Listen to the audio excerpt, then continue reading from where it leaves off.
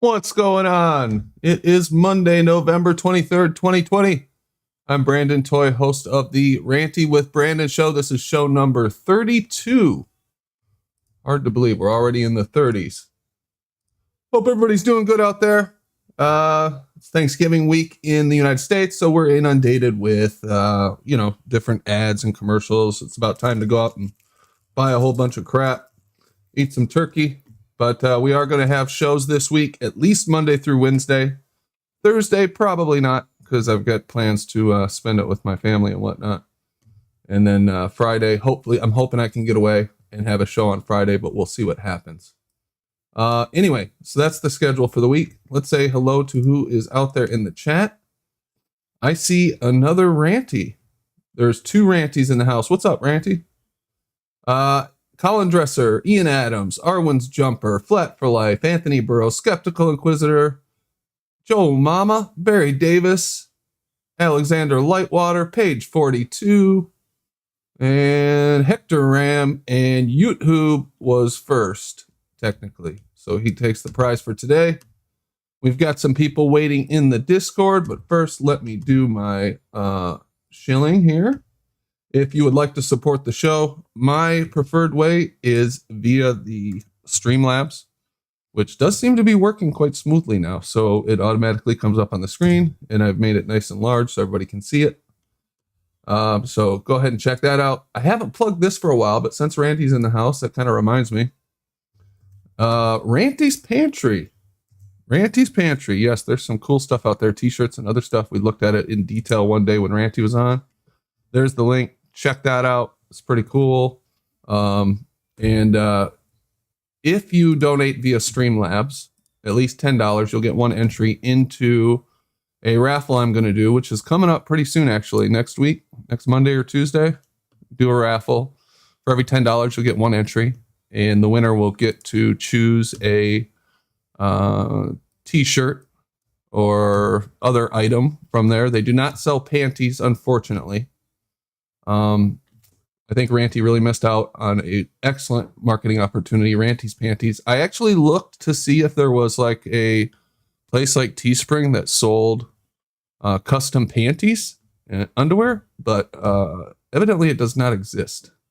But Ranty should really look into that more. And speaking of which, there's Happy Flat for Life. Thanksgiving, brother. Well, thank you, Flat for Life. Appreciate it, man.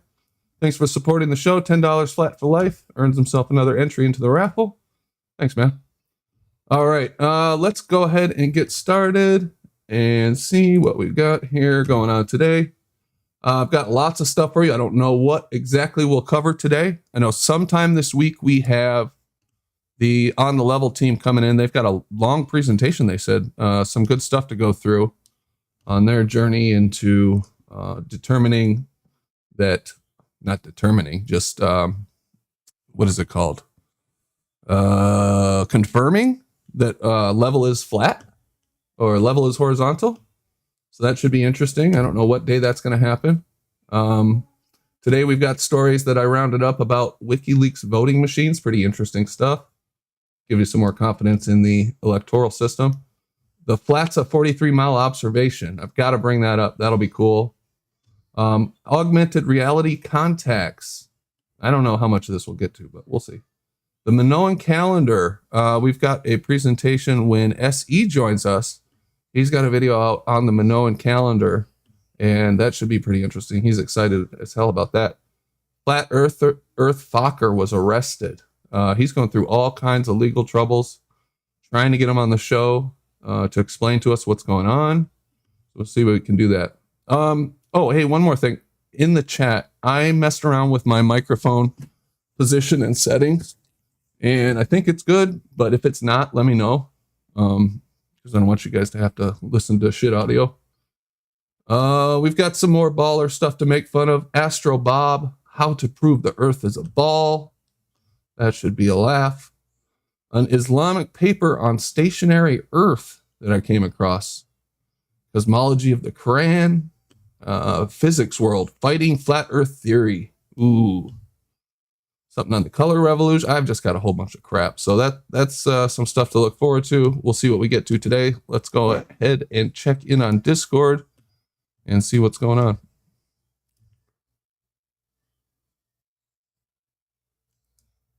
What's up, guys?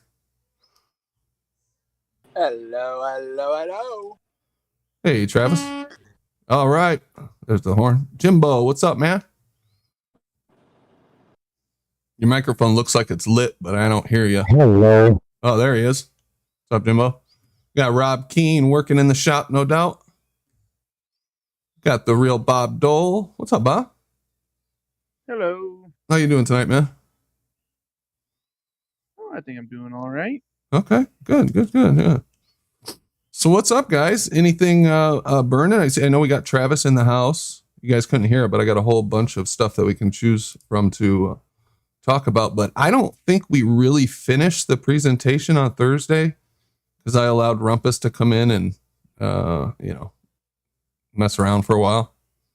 So Travis, if there was something more you wanted to add to Friday's presentation, I'm happy to do that if you're prepared to. I mean, you can save it till the end, or if there's a lull, if you want to go over other things, that's fine. I can't remember why I wanted to use the other video as a contrast anymore, but it's still interesting stuff. But okay, all right. You ever notice I never have an issue with your use of Ether for your purposes? But whenever Ether comes out, I usually go ranting and just, off the handle, eh? Because your use of it is appropriate. I appreciate that. Ian Adams says, Ranty's rub and sniff panties. Now you're just taking it way too far, man. I don't know that that'd be a popular seller, but maybe. Billy Sanchez, hello. Brandon, Ranty, all. Hey, Billy Sanchez, welcome to the show. And Brian Leakey has joined as a channel member as a fish. Thanks, Brian. Appreciate that, man. You see him come up in green there. If you want to join as a channel member, there's a button on the channel.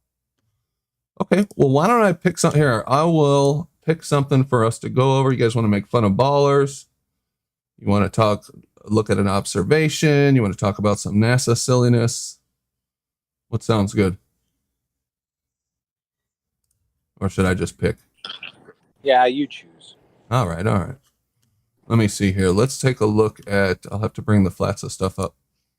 I came across this article from a discussion in one of the chat rooms. And we've talked about this before in other venues, and it's a subject that's come up, but it is augmented reality glasses or lenses, contact lenses. There was an article that came out October 7th that says augmented reality contact lenses developer Mojo Vision named winner is NASA's iTech 2020 Cycle 1. So, I remember how this came up. Somebody was showing me a video of one of the astronauts like pouring water on their head, and it was kind of congealing into this blob that was sitting on his forehead, and he was playing with it. You guys ever seen that? I wish I remembered where it was. Yeah, I saw it a couple of days ago. It was someone who was posting on whether or not space was water, and he used that clip. That's right. Yeah. It might have been Flatzoid, now that I think about it.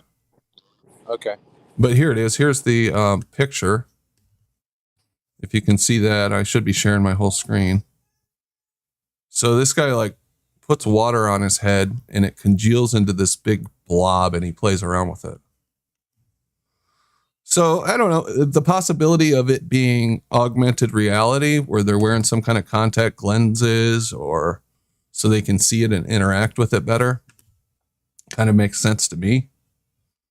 But they're definitely developing it if they haven't already developed a latest round. It says Mojo Vision, developers of Mojo Lens Augmented Reality AR Smart Contact Lens, has recently announced that it has been named a winner by NASA iTech for 2020 Cycle 1.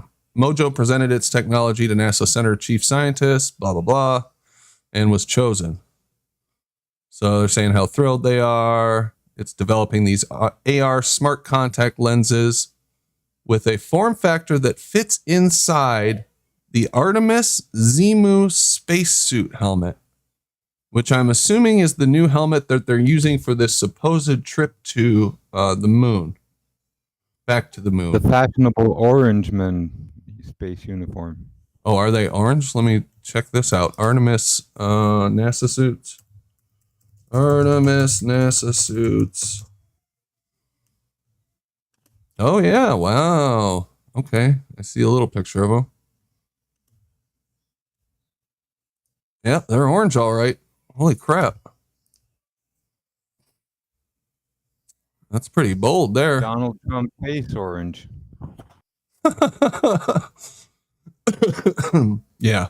Well, his face isn't quite that orange, but that's like Denver Bronco football uniform. That's my favorite team. Or Tang. It's space Tang orange. It don't look like more than a flight suit, basically. A slightly pressurized flight suit for a F-16, F-18. You know, Mach 1, Mach 2 jet. Are they supposed to walk on the moon in this suit? Is that the idea, or is this just for like inside the cabin or whatever? They have like special purpose, different suits for different things, or what? I don't know. They must have some amazing ways to sew fabrics together and stuff. And, you know, for that to survive, you know, the conditions of space, vacuums, everything with no fear, heat, cold, air loss. I mean, it looks perfect to me. All those dark straps are in just the right place. 2 shiny valves, one for air in, I guess, one for air out. And a zipper to pee through if you have to, like, you know, drop your drawers and have a crap on Mars. You got a zipper on the crotch, apparently. Now, how could they keep that from being airtight so that, you know, the non-vacuum vacuum of space wouldn't like pull all the air out through the zipper holes? Could it be that tight? I just don't buy this. This doesn't look like something that you would. His space boots almost look like running shoes. Yeah, those do look like a pair of Nikes or something for sure. Yeah, I'm not buying it, man. Forgot to produce the space suits, the boots to go with it.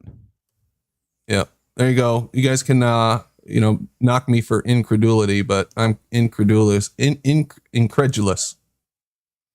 that these things would withstand near vacuum. It's just seems ridiculous. Show me proof. Show me them in the big vacuum chamber, walking around and shit. I just like the zipper on the crotch for replacing Kotex and Tampax and stuff, you know. Really, and applying the vacuum to your weenie so you can pee while you're on the ship without taking your whole suit off. It's like long johns that had the patch in the back that you could drop and. Yeah, that was always convenient. They don't make them like that anymore, do they? You know? I like that. Yeah, really, like, you know. What's up, Essie? Somebody hey, what's up, man? Somebody in the chat asked, Billy Sanchez, anyone know what happened to show 30? Yes. Yeah, and the proper greeting I had to is like, hold on, yes. hold on, Jabbo. I had to take show 30 down for reasons, so you won't see it out there, unfortunately. I'm not going to mention what those reasons are, but it was a good show, unfortunately. Anyway, so yeah, what do you guys think? You think they're using something like this, like AR contact lenses? Because that's why I think they haven't done like one of these moon missions like they did in '69, is because the technology for people expect more. Like the technology, the camera video technology has gotten so much better that we're going to expect to see every little thing they do 24 hours a day for the whole entire trip from 100 different angles. I think they won't even need to see what you see through contact lenses or impose something visual on you through a mechanical contact lens or physical lens. They can do this with, you know, carrier frequencies and radio frequencies. You know, they do it already. They have the voice of God that can put, you know, put down your weapons. This is Allah speaking. People believe it. If they can do it with audio, why wouldn't they be able to do it with the video, the visual? You know, when you look at the old television system and the broadcasting, what they call the color chroma key, the the composite signal that made up the picture when it was decoded is identical to the signal that comes from your eyes to your brain. So you think they're going to they can beam images into the astronauts' heads so they see stuff, or Absolutely. what are you saying here? In ours. But sometimes I guess they call it psychic, you know, a bunch of people go out with their psychic, they look up and they all see the same thing. They can do it with voices, that's for sure. It's frequencies. It's just. Yeah. Just can I make a comment on the suit before we continue on this? Because yeah, go for it. I'm late to the party. Go for it, Essie. Yeah. Thanks, bro. I don't know if you guys touched on this, but there's one video where they actually test a spacesuit inside a vacuum chamber. And I don't remember exactly what tour they brought it up to, but what happened was the guy keeled over, one of the tubes popped, and he said he felt for a minute before they repressurized, the liquid on his tongue was bubbling. And they were trying to Quebec him. He was Quebecois, the guy. He was French. They tried to. Was he really? Frenchman. I think so. If you listen to his accent, he sounds like, you know, very Quebecois. He don't sound American, Cajun, nothing like that. Sounds very. So they figured out Quebecois is not important. Let's sacrifice him to NASA. I wonder where the guy who drank the pee was from. What do you mean, drank pee? What are you talking about? That's very important what you guys were saying. There's one test that I found, and it failed. Yeah, I'm trying to find it right now. I found a picture of it in a couple of frames. I know exactly what you're talking about. Well, this is good enough. If you look at my screen, you can see the experiment. This is from Popular Mechanics. They say the time NASA experiment gone wrong almost killed someone. This might be propaganda itself. Who knows? But supposedly they tested in this vacuum chamber, and he fell over. What was it he said happened? Let's see. He said he fell. Oh, sorry. Go ahead. Oh, here it is. During the test, the hose that supplied air to his suit became detached, and LeBlanc was exposed to the effects of the vacuum for about 30 seconds. Fortunately, he was rescued from the chamber with almost no injuries, but if his rescuers had taken longer, blah, blah, blah. Looks like the video got taken down. Huh. Yeah, LeBlanc sounds Italian. My mistake. It doesn't sound French at all. Took 25 seconds for someone to make it in the vacuum chamber. So he was in there for 25 seconds with that vacuum, sucking all the oxygen off of him. So now we know why they train in an underwater pool. And what they use the French for. Vive le French, vive le Québécois. Come on. I like the Québécois. Not a lot is known about the effects of vacuum exposure because it's so rare, but people tend to lose consciousness around 15 seconds in. After about 30 seconds, the body will begin suffering the effects of the exposure, including oxygen starvation and circulatory failure. Death occurs around 90 seconds. Can you hear me now? Yeah, it's sort of like strangling someone, except in the reverse. Damn, 90 seconds. That's quick. Who was that, Rob, that asked if we could hear you? Yeah. Barely. Do you know that if space was a vacuum, we'd all be dead? If space was a vacuum, we'd all be dead. Yeah, I've heard that. Because it would suck all the air off the earth. Is that what you're getting at? Well, it wouldn't technically suck. It would just expand, right? Actually, when you break the seal between a high vacuum and regular air pressure, it fills at over 500 miles an hour.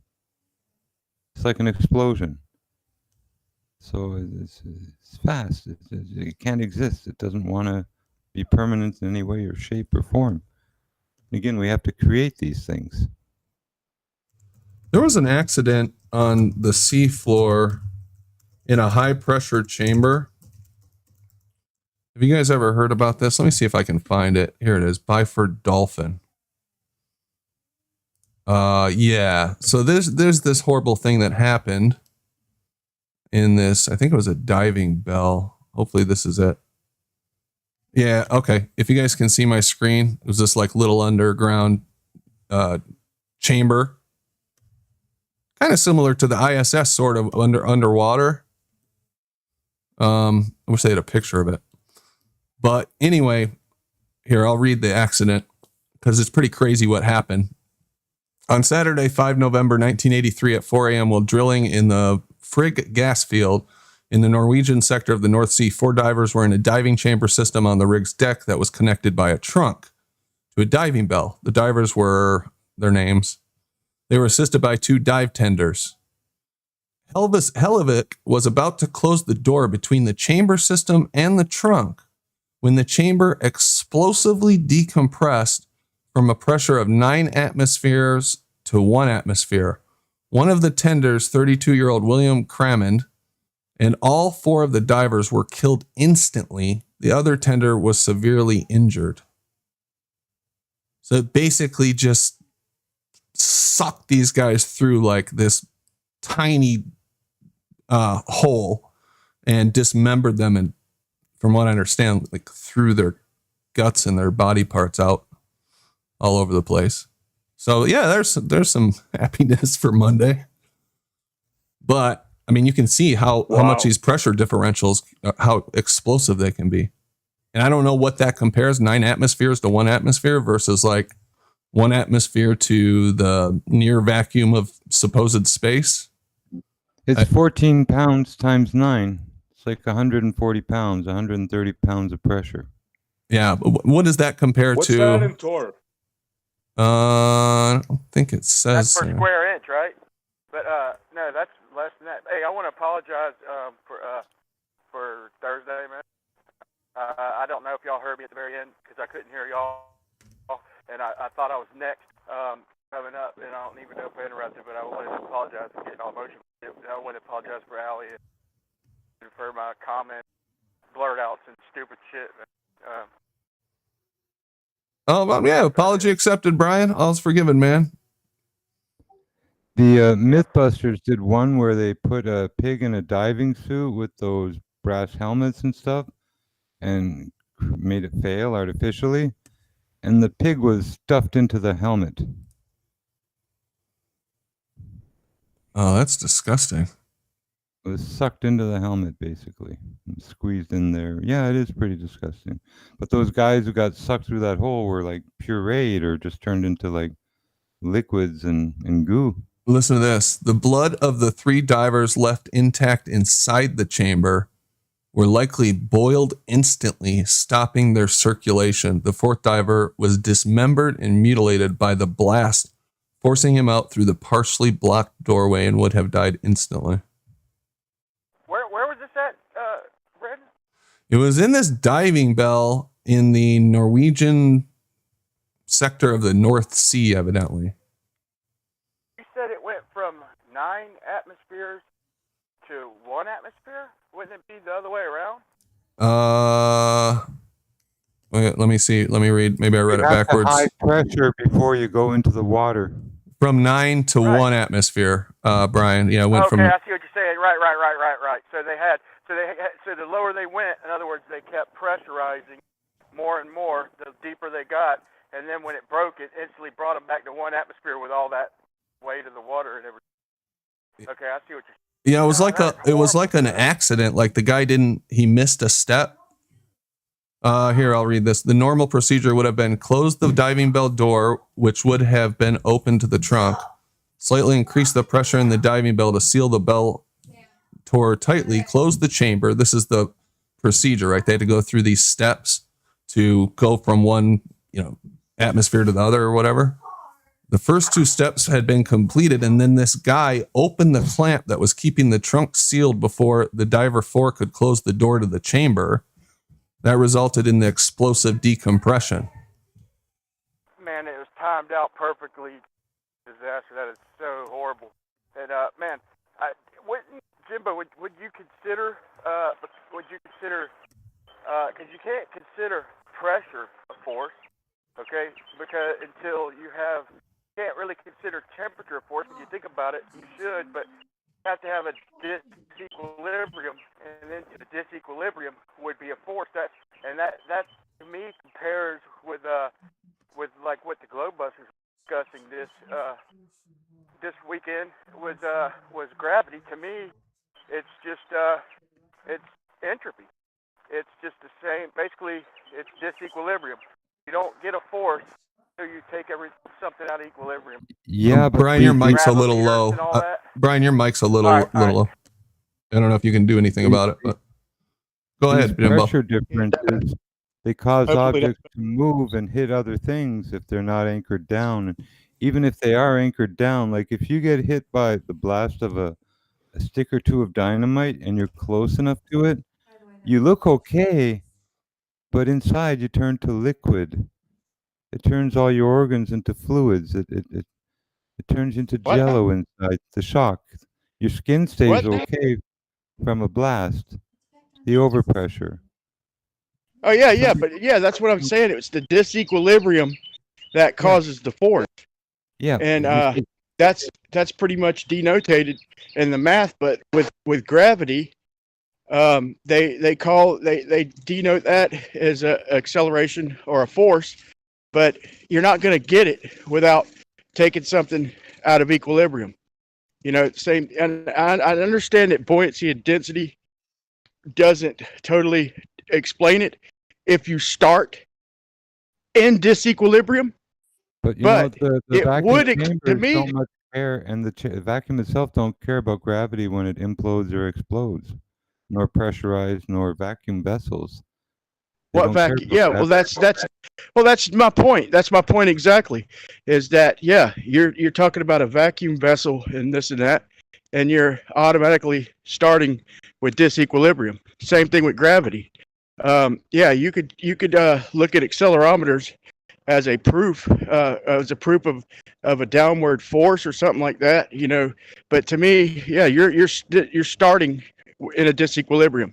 In other words, here's my point. There's no force if you're starting with everything in balance. Okay, so same thing with temperature. Okay, so temperature, you say, you could create movement, you could create acceleration with temperature or pressure, but only if you bring them out of equilibrium. So in other words, everything finds its equilibrium. Or try. And if you Look. Whoa. You know, everything is trying to find or come to a certain state of equilibrium, but the water in the lake is going to keep evaporating and going through its cycles, etc. A rock may be stationary on the beach, but a tide could come in and push it up the beach, or something could lower it down towards the water. Whoa, you know, so-called equilibrium. I got no argument with There's nothing that. truly in equilibrium. There's a relative state of, calm, but it doesn't mean equilibrium. Jimbo, but if the wave comes and pushes the rock, then it's disequilibrium causing the wave that's causing the force that's pushing the rock. I mean, Of course. so you're not because really that's- disagreeing with me. No, not at all. But again, there's no such thing as like equilibrium out there in one sense. And even this talk of you can't have pressure without a container. Well, we have variations in pressure without containers. So That's assuming that we're not. nuance. That's assuming we're not contained, Jimbo. That's No, assuming we're I'm not contained. saying a container, but what I'm saying is that even within that container, you can have different pressure gradients and different pressure values, Right. even on the surface. Right. So in other words, you're basically, kind of agreeing without, but So in other words, we are contained somehow. If it's, a lot of people call it gravity, I don't buy that. And then some people, like maybe Dallas or Spurs, might call it temperature. That's a little more believable. But It's getting we're- there. The we're- delta of heat in the equilibrium equation is very important. Water we're concentration, contained somehow. vapor in the air, etc. The optical To me- activity of the air, etc. We're getting on Yeah. focus there. I'm liking this. I don't dislike what's happening there. I know. And to me, it's obviously, I mean, it's in the equations, PV equals nRT. It's besides the volume, it's all temperature and pressure. They're hand in hand. And having said that, it's like and I brought this up before, but it's like the video of taking the inflated balloon just right here in your house or your garage and dropping it in liquid nitrogen, and it instantly deflates. And then you take it out of the liquid nitrogen and it warms back up to room temperature, or not super cold anyway. Right when you pull it out of the liquid nitrogen, it reinflates. So where did the air go?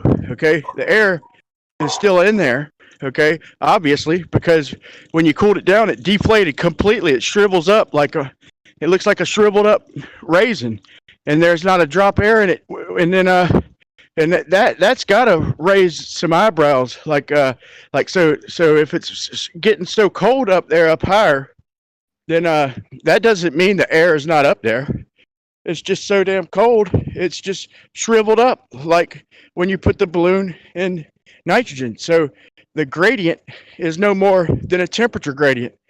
Or you could say that the gradient is because of the pressure lowering when you get up there. But if there was, it makes sense if there was a barrier up there, because in most of the experiments I see, I'm not 100%, but hold on.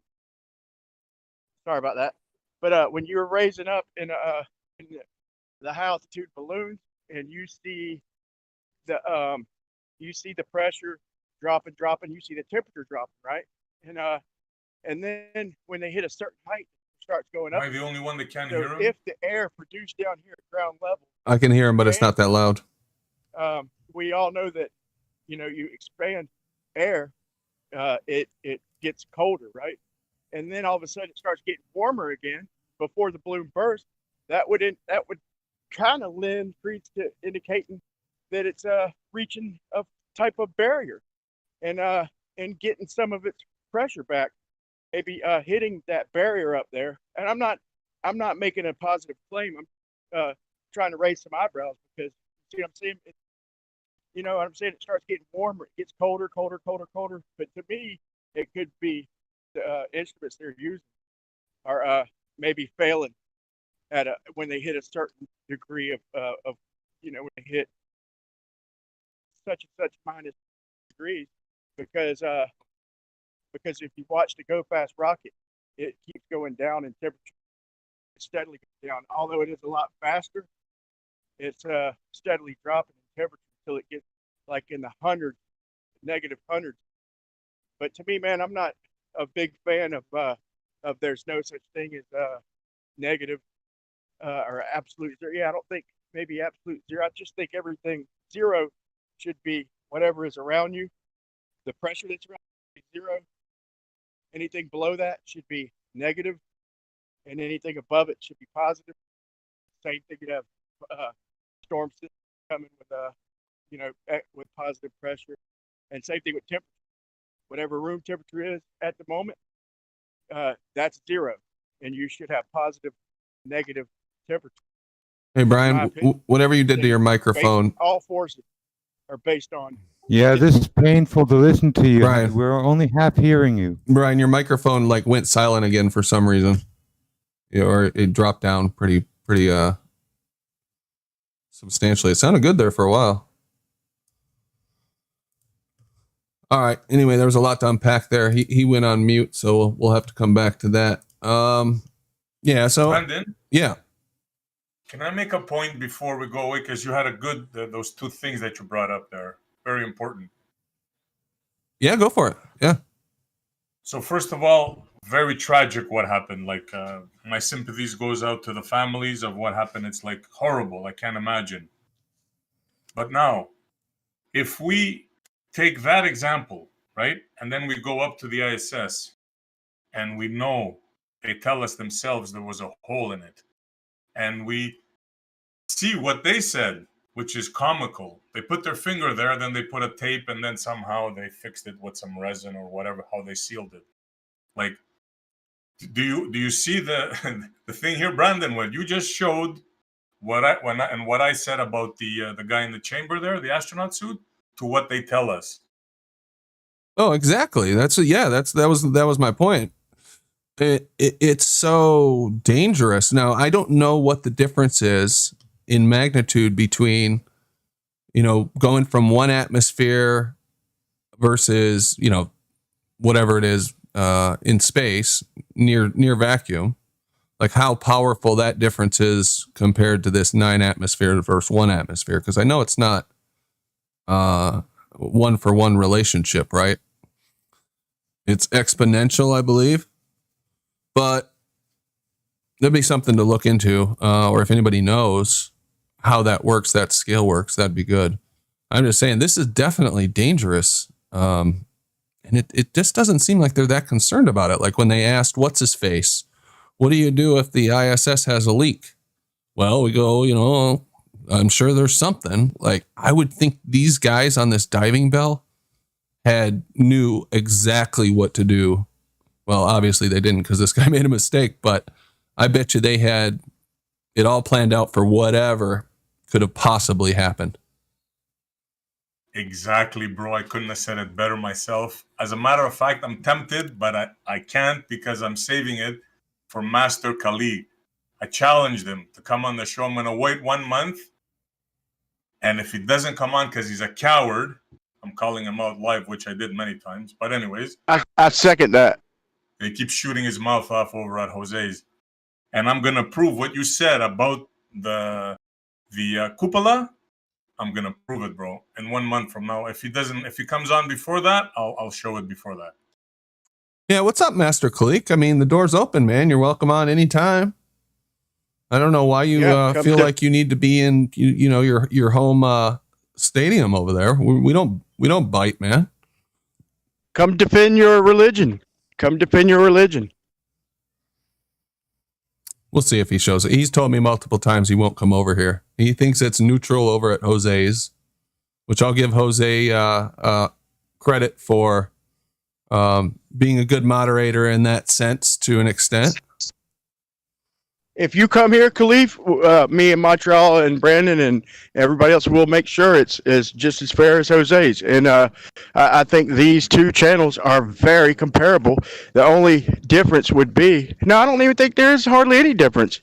Minus. You could actually make it even more fair, like almost a welcome mat where it's one-on-one and no one interferes or whatever, He will be respected. Even I've more, talked to him many respected times, Jimbo, on Jose's. Nothing against Jose. Shout out Jose. But there's he no one keeps here that running his doesn't- mouth off over and over. So I told him, look, come over to another platform and I'm going to expose you live on air.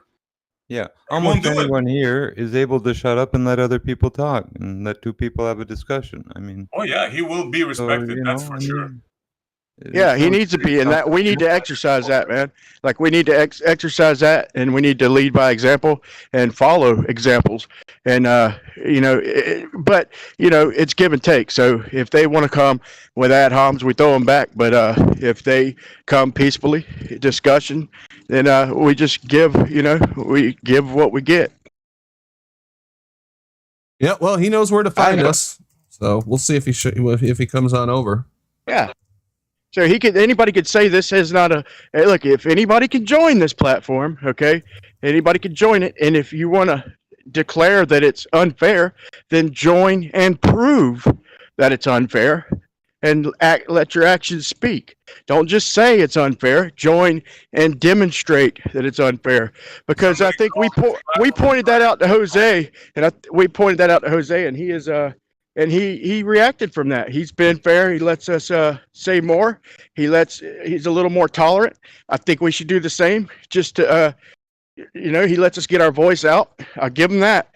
And we need to do the same because we can squash him with logic.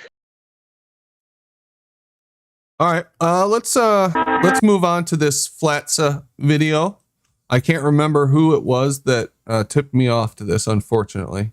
It was somebody in chat, so I apologize for that. But this is a 43-mile observation. So I'm just going to bring this up and turn the sound off and play it. Okay, let me see. Do you guys still see it right now in the Discord?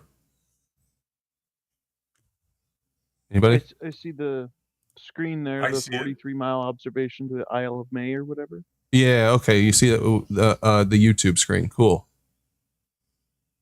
Well, okay, I see it on Discord, and it's showing YouTube and it's showing that video. Oh, okay. Hold on. I see it on Discord. You see it on Discord. Okay, I just wanted to try to make it as big as I can for you guys. Let me see if this works. I double tapped your There we go. name. It's half screen right now. Okay, there's no sound. I'm gonna let this play. we'll take a look at this. It looks like he was over here. The camera was at B. Craig's Country Park, height 175 meters. And distance 43 meters, 69.2 kilometers. And he's looking out over whatever this is, whatever body water this is, onto the Isle of May out here. And we'll see what he sees here.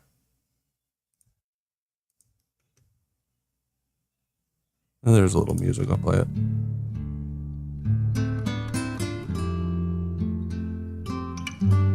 All right, so this is what he's seeing here.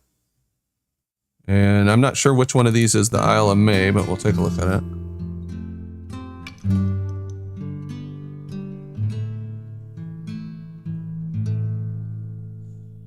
Okay, here we go. All right, so down here on the left, Isle of May, North Foghorn, total height, including land, 22 meters. 22 meters. So what is a foghorn? I'm not familiar with that term. I don't live by the It's a loud ocean. horn. It's a real loud horn. It's a real loud air horn on boats that they used back in the day. I mean, they still do probably, but to alert other boats that you're coming in the harbor and especially during fog. Yeah, and they're low frequency. They go. "Ooh." Oh, okay. It's also the first name of a chicken in the old cartoons: foghorn, leghorn, earhorn. Now that I am familiar with. Yeah, foghorn, leghorn. Yeah. And boats that didn't have the foghorns, they had mini cannons that would blast real loud blasts as they came into harbors and fog or anything. But what now? This one, it's on the island, so I guess they have a foghorn on the island to warn ships in heavy fog or something like that. I take it. Yes, indeedy. Okay. So And it's kind of like a steam whistle, but it's just a different frequency, I think. You can find sound bites of them, and they really are a deep thing in a couple of tones, just to broadcast out that there's an obstacle, landmark, whatever to avoid. yeah, I think I know what you're talking about. All right. So Or Metabunk, boat in the water. Isle of May, 43 miles. He's 175 meters up in elevation. Metabunk state 35.5 meters of the island should be hidden. And obviously this is only 22 meters high, including this foghorn, this island right here. Hopefully you guys can see that. Let me make it a little bigger for YouTube so you can make out that little thing right there in the bottom left. So technically, according to Metabunk, that should all be behind the curve that doesn't exist. I wanted to make a quick point.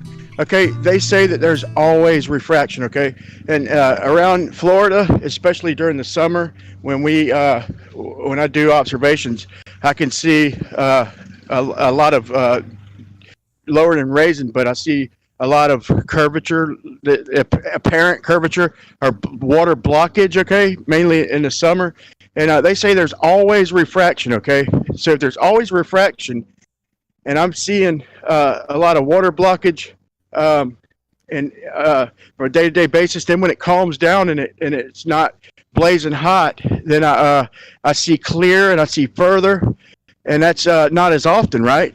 Like they say the black swan.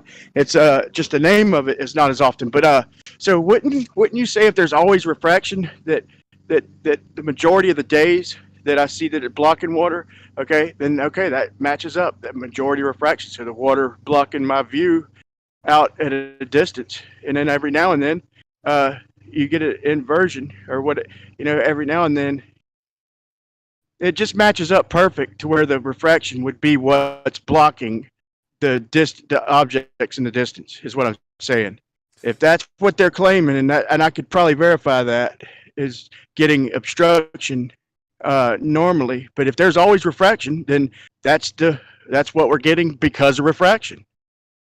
I'm having a hard time describing that, but You're see what saying I'm that it looks like Earth curve on a regular basis because there's always refraction, and that's what it makes it look like naturally, is that it's kind of curving. Is that what you're saying? Yeah, and they agree that that we're always looking through atmosphere, so we're always experiencing refraction. Okay, so usually it's standard, or usually it's whatever refraction. I mean, it sounds like it's backfiring, but it's really not if you think about it. Okay, because if we're all, they claim we always have refraction. Okay, well, if I'm usually seeing obstruction, okay, and we always have refraction, then usually they could say that most of the pictures show Earth curve. Well, that's because it's refraction, and then the infrequent I ones. gotta stop. The word refraction. When you put a pencil into a glass of water, you see it bend. That's refraction. It's being overused here, refraction. And actually, That's when you're looking out, hold up, please, may I please have 3 seconds? When you're looking out and trying to get a view afar, your optics are, well, impeded by things in the air. And the thing in the field of study of that is called, now it's on the tip of my tongue again, I feel so silly now, but optical activity. The activity of these things in the air, whether it's water vapor, particulate, angles of the sun or light and polarizing values, it don't matter. It all falls into the boat of optical activity. I agree, because every time it varies. What I can say is consistent 100% of the time is variation. I always, no matter if it looks like blockage, closer or further, it always differs. Because there's always variation in the optical activity of the air. Yeah, for a variety of different factors. Uniform, it's not of uniform consistency. Yeah, it's not like, well, that's the problem that I have with them using the lab test. They say, oh, we've figured all this out. It's well understood in the lab, Snell's law and this, that. They're just doing tests in like a little, little area within a room, certainly. So how can they then apply that to 10 miles, 20 miles, 40 miles in this case, and say that, well, we know how it works in this lab environment. It'll work exactly the same over this, and we completely understand how it'll happen over this length of time. That is just a very simplistic view. The only way they could demonstrate that's with sugar water. Unfortunately, I mean, I'll give them that. They finally have something they can kind of demonstrate to try and debunk long distance lasers, but unfortunately, our atmosphere is not sugar water. Well, no, but the thing is, though, the properties of the air and just like with sugar water, the bending of the light and the refractivity is measured and categorized under optical activity. Sugar water. Sorry. Because dextro, levo sugars and organics have right and left sides, like we have right and left hands, and often they're separated, where you just have dextro sucrose or levo products where together they kind of neutralize each other. Separated, they're more active. But the point being that dextrose has a right-handedness to it, and it affects light. Well, same thing with stuff in the air. Light can be affected and deviated right or left. Dextro-levo type of rotation. Not to mention Brandon and Ranty squashed the shit out of their sugar water demonstrations in full. But again, the big subject is to quit with this refraction, and get to optical activity, because that's where you're going to find, your true camera optics and what you're looking at and why it's blurring, why it's going in and out of focus.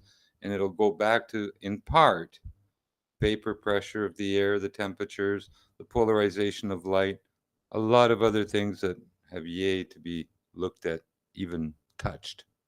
Yeah, fair enough. So, that brings me to something I wanted to bring up. Is it was a point of the maps is what's driving me nuts. Is I want to get with a group and work on just the maps after we do the sun this year. Or I say next we do the maps, because looking at everything, looking at the military grid system and the different types, it's obvious to see the way they did the maps, and then they just look at the longitude and latitude. With the latitude, you're pretty much invoking curvature, but pretty much you're starting off in the center. So if you have a square grid system, what are you going to do? Put the North Pole in the center of the middle square?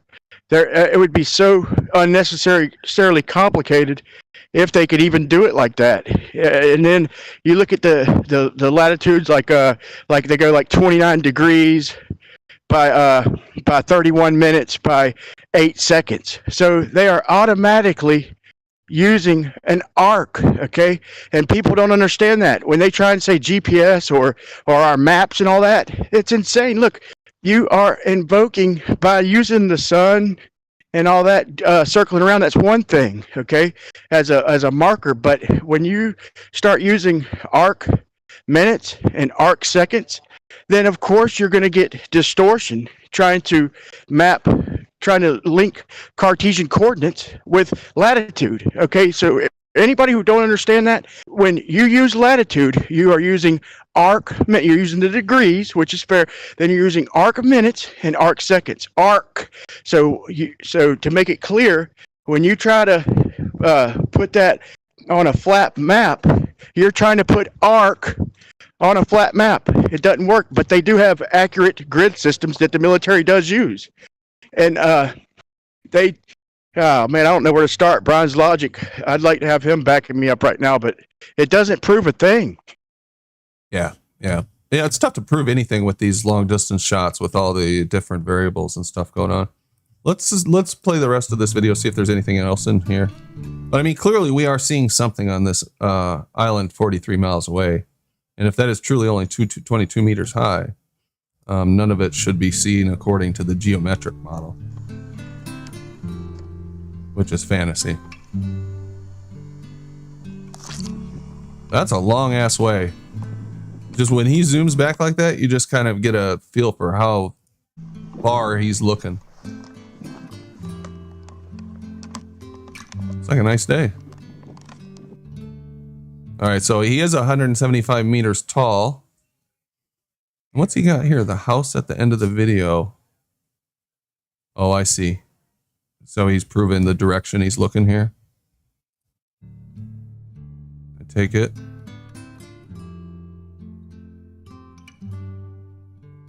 All right. Yep. He's looking over there. I believe him. Yeah, good stuff, Flatza, if you're out there, man. 43-mile observation. There you go. Geometric globe model debunked. Boom. Oh, I said Shout out to Flatsoil. I got to make one more quick point, and I'll shut up for a while. It's very important because I meant to mention that every observation I have, even the summertime with the blockage, if there are other objects in the frame or they're close to the horizon or anything, there's always a mirage, an inferior mirage. 99% of the time it's always a mirage, but when it's just water, you can't see it. That's my theory, because anytime there are other objects, it's always a mirage, almost always an inferior mirage. But how would you know if the water is miraging? So that was very important. I meant to bring that up, man. Yeah. Okay, so that was pretty good observation. I like that. We got anything else on that before I move on? Flatsoid, come on in, man. If you're listening, man, that's awesome footage, brother. Awesome. Oh, this was Flatza. The rapper or the musician? I mean, I don't know. I don't think so. Man, ain't that who did the Ranty song? Oh, I think you're right. No. Yeah, he's multi-talented. Is it? Okay. I'm not sure. Let's look at, what is this? Already a subscriber. No, I don't want to subscribe. What the hell? Register to unlock your free articles. Oh, for Pete's sake. Anybody know a workaround for this crap? This free article crap. I looked at it before. I must have burned up my free article. Let me see. I'm going to try it one more time. Come on. There we go. It works the second time. Wow, that's really stupid. Oh, there it is. Damn. All right. Well, I guess we won't be looking at that. I'm not going to subscribe to this. Maybe later. Sean Hawkins, why can I see the entire sun at sunset, but not Hawaii that is closer? If the Earth was flat, we don't see far enough, Poe. Are you that dumb that you think that you should be able to see Hawaii from where, Sean? Where should you be able to see Hawaii from, Sean? You're not going to try to tell me that you think you should see it from the West Coast, do you? You know Sean's retarded, right? He is such an idiot. He's a liar too, if it's the one I think it is. But no, I want to say, look, it's so easy. Look, it kills me. Like we understand the globe arguments 100%. We just don't agree with all of them. Okay, but we understand them. A lot of them are good points and all that. But there are alternative explanations. When they say things like that, they don't even understand our arguments. So how are they going to debate that? So we understand their arguments. We don't agree with them. Okay. They don't even, when they say things like that, they don't even understand the fact that the sun is not 93 million miles away. It doesn't project as far. It's insane. We should show more of the like the Flat Earth Sun and Moon, the Zodiac app. Shout out to David Weiss, man. That's a good app. We should show that more just in random background so people wouldn't ask stupid questions like that.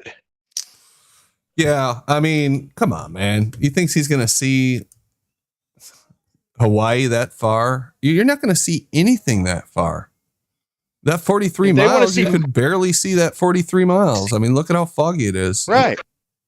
That's just how it would work on a flat surface with a sun that's not so far away, okay? Whether it's right or wrong, that's how it would work if the sun were closer and local, okay? I mean, closer and local. Smaller and local. But I want to say, oh, man, I just had something good to say. Oh, man, I got to remember it, and I'll chime back in. It was a good point. I found this article. It was from July, but I thought it'd be fun to read through this and see what you guys thought. It's called Fighting Flat Earth Theory, taken from the July 2020 issue of Physics World. Physicists will find it shocking, but there are plenty of people around the world who genuinely believe the Earth is flat. Rachel Brazil explores why such views are increasingly taking hold and how the physics community should best respond. Who the hell says they should respond? Yeah, instead of physics, let's look at this. They want to see models, okay? And this goes back to that app. That app shows a sun. Wherever that sun is at, it is accurate in the world. And whether it's overhead properly, it's right over that spot, and it is local noon, wherever the sun is. Why can't they screw a model? Why can't they make a clock with their globe that demonstrates 24 hours on our world with a globe? Okay, we can show you perfectly with a flat map, and we could show the stars a perfect flat map for seasons. Okay, and then it's insane. Look, they want models. How about just the obvious? How about the time and the seasons? Okay, you cannot demonstrate that with the sun circling around a globe. It's not going to line up the way it does on a flat map. Same thing with the stars representing the seasons. And I don't want to get too long-winded, but I got another real strong point to back that up in a minute. Okay. All right, let's see what this person has to say. So she talks about B.O.B. And I'll kind of skip through that stuff. So she's bringing him up. Oh my gosh, a rapper thought the Earth is flat. She says there's now an annual Flat Earth conference in the U.S., the most recent of which was attended by more than 600 people, while YouTube is full of videos purporting to provide evidence that Earth is flat. Not as many as there used to be, but yeah, there's a lot of Flat Earth videos. Physicists may mock the notion of a flat Earth, but the idea is gaining traction, particularly among people susceptible to other conspiracy theories. Do you see how she phrases that? The little neuro-linguistic programming framing that she threw in there? Susceptible to other conspiracy theories. What does the word susceptible means? It means like common sense. Fooled? Susceptible? Yeah, when we see a guy on the ISS grabbing out at nothing, and when we see a microphone going through a guy's drone and we see a little doll just image up out of nowhere, and I can go on and on. You're Our robotic. common sense tells us it's there we go. bullshit. So anything else is good. We're going to see with skepticism because we have common sense. Yeah, it's called skepticism. Yeah, exactly. They actually really do believe it, says Lee McIntyre, a philosopher from Boston University and an expert in the phenomenon of science denial. This guy is, listen,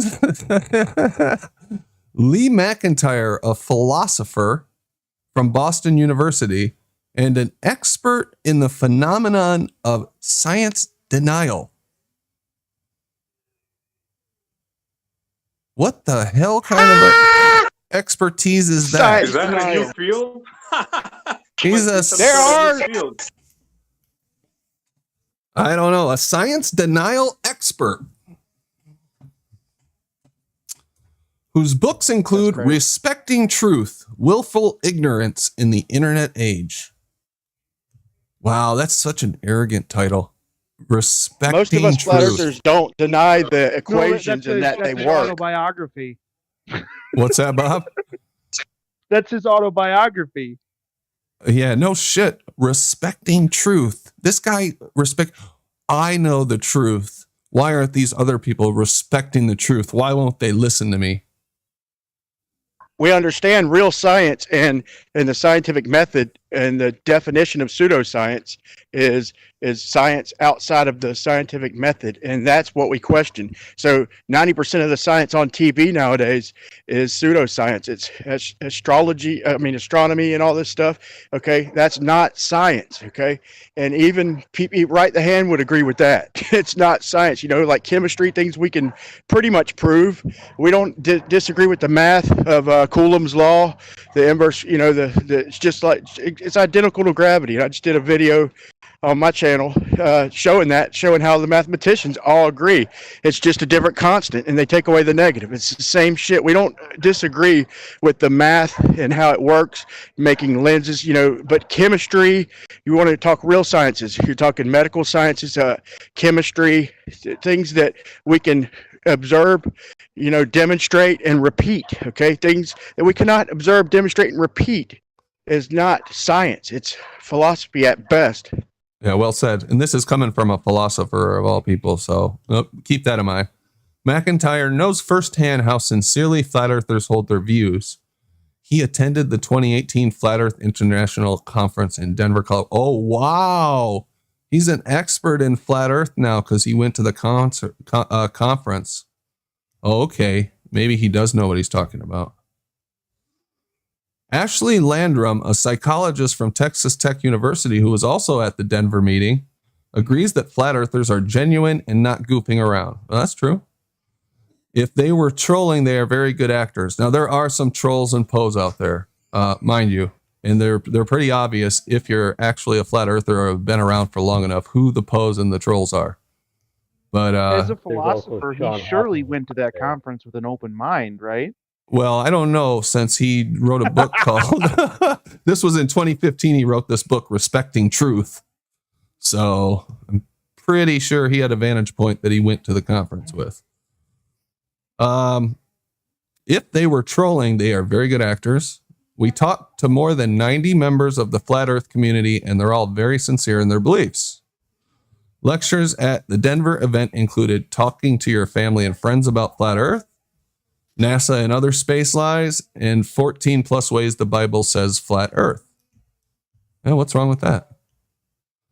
Flat earth ideas are based on are based on basic scientific misunderstandings that can be easily refuted. For most people, even those who have no physics background, the evidence for a spherical earth is obvious. Yeah, just believe everything that the government gives you. Their pictures from space and everything, and bing, bang, boom, you're done. You don't have to think for yourself. So we need to ask ourselves why these ideas still persist in the 21st century, and perhaps more importantly for the physics community, how exactly should we respond? Why do they need to respond? Why don't we have a lot of PhDs debating this, okay? Look, all these things that they're referring to, once you scratch the surface, it's easily detectable bullshit. So I'm not jumping on the people out there who have not seen these like the fake NASA videos and who have not scratched past the surface. But the people who have, who don't at least consider this or at least even call it a great debate, are not honest or retarded. Sorry. Can you hear me now? Yeah. Hey, what's up, Rob? Fucking hate Discord. Sorry for swearing, but I keep trying to chime in, and I have to leave and come back just for you guys to hear me. You're on mobile? Yeah, that app sucks, man. I freaking hate Discord right now. But anyways, now that I ranted about that, I don't remember what I want. Okay. we'll listen for you. Excuse me. Discord. One more thing about that. This has to be said. We're not clinging on to a flat earth. Everything we've seen that we're like, wow, that doesn't make sense either once you do this and that. Okay, we're not clinging on to flat earth. We don't get anything from this. Okay, if we get solid evidence of a globe, then I mean, I'm speaking for myself and probably 90% of us, we're gonna be globe earthers, okay? But there's such a preponderance of evidence that they don't know. They cannot prove it. I'm not biased toward the flat earth. I'm biased toward the NASA fakery. Even if I do go back to the globe, I would like some disclosure there. But as far as the shape of the earth, I'm 100% sold on the fact that we don't know. Maybe that's God's stop sign. Not sure. Yeah. Yeah, that's the thing. You know, we hear this a lot. You guys are in a cult. You want to believe. You don't believe anything. You distrust everyone. And my answer to that is no. I really don't want to believe. This is just where my own critical thinking has led me. And I will tell you this: I don't believe pictures in space because I don't believe anything the government tells me. Period. Unless I can verify it. I'm just straight up. If you want to call that flawed, you want to say that, oh, the government doesn't lie about everything. That's fine. They are liars. They starve children by the hundreds of thousands. They have no compunction about bombing people for no reason, ruining countries, stealing elections. You name it, they do it. Why would I trust these people? Yeah, it's not the people doing that. It's the government, the controllers doing that. And let me say, even the people, just the very first thing you look at is pictures from space, okay? We all looked at it and we're like, shit, whatever, dude. There's pictures from space. It's obvious, right? And that's the first thing you look at. And you see until 2015, there is no pictures of the globe. And then we look into that and find out that was done in Photoshop. I mean, come on. That right there should show you. They're showing us these images and Photoshopped images that they're getting from strips of satellite data, which makes you wonder, why is it little strips? You know, why wouldn't it be radiuses or squares that they're patching together? No, they're patching together strips because that's all the satellite can see because it's not high enough up to see anything else. It's going by and it's seeing in lines and strips, just like we would predict on a flat Earth. But point being is we find out that the first globe picture ain't even a picture, and 50 years later, and that's all you got, and it's faked. So even without lying, to me, that's deception, and that should make anybody who knows the facts to question everything else behind that. Yeah, it's funny when you ask somebody about when they bring up pictures of space, how many of them they will claim are real legitimate pictures of Earth, because you know they'll claim a different number, right? They'll say, oh, well, all of them are Himawari. Yeah, those are photos of Earth. You know, the epic, well, those are photos, you know, and leave out that little fact that there are all these composites and strips and Photoshops and all this crap, digitally manipulated. And then you're like, hey, well, we might have the proof. So we go to the Himawari website and we find out, because they don't even deny it. People, they don't even deny it. They say that it's facts from satellite data, the weather, NOAA weather satellites, stitched together. I mean, laid over the 2015 blue marble color data set. They don't even deny it. And there are videos showing this, and it gets way worse than that. That's just the surface deception. They don't even deny it. Once you just everything you think is a proof, look into it, scratch the surface, and you'll see the deception. Right. you know who does deny it though? Who? The Glovers. Professor Dave. He's Yeah. like, wow. Yeah. I mean, the basic argument: why isn't the whole Earth lit up? Why can't we see? England from the coast of America? Golly, anybody who says that, I'll excuse them temporarily. But if that comes from anybody like Sean or these other people who have delved into the subject, they're just trying to cater to people looking into it. They're just trying to turn people away from researching. It's so obvious. Yeah, they do a pretty good job covering all the spaces that you would encounter flat Earth. They definitely have done a good job at doing that. A circular history. The idea that the Earth is a sphere was all but settled by ancient Greek philosophers such as Aristotle, who obtained empirical evidence after traveling to Egypt and seeing new constellations of stars. Huh? Hang on. Can I pause you here for a second? Yeah. When they said all but settled, listen carefully to that saying it was all but settled. Yeah, they leave a little bit of truth until you look and you scratch the surface, and then you see once again 3 times in one show, but the Flat Earth, Sun, Moon, and Zodiac clock app, and you see that the stars or stellarium or any for that matter, but mainly the app, you see the stars circle around. Okay, if we're on one side of the Earth for one month, 6 months later, and we're looking at the sun 6 months later, if we're looking away from the sun, I meant to say, it's going to be an exact night sky. I mean, the constellations circle around to the other side of the globe like it does in real life. That should be an obvious eyebrow raiser right there, head scratcher. Yeah. I don't know what they mean by this star thing. So he saw new constellations. What is he trying to say there? So he went over to Egypt. Where was Aristotle? In Greece, right? You go to Egypt, you see new constellations, and that means the Earth's a ball? Why? It was Alexandria. But even the best, one of their priests for the heliocentric model, NGT says that it didn't prove it. It either proved one of two things: that it's either a curved Earth with a distant sun, or a flat Earth with a local and smaller sun. Okay. Right. The reason you don't see these people doing these 3-point equations, I don't think they work. They got to do them all at the same time, and I'm yet to see anybody.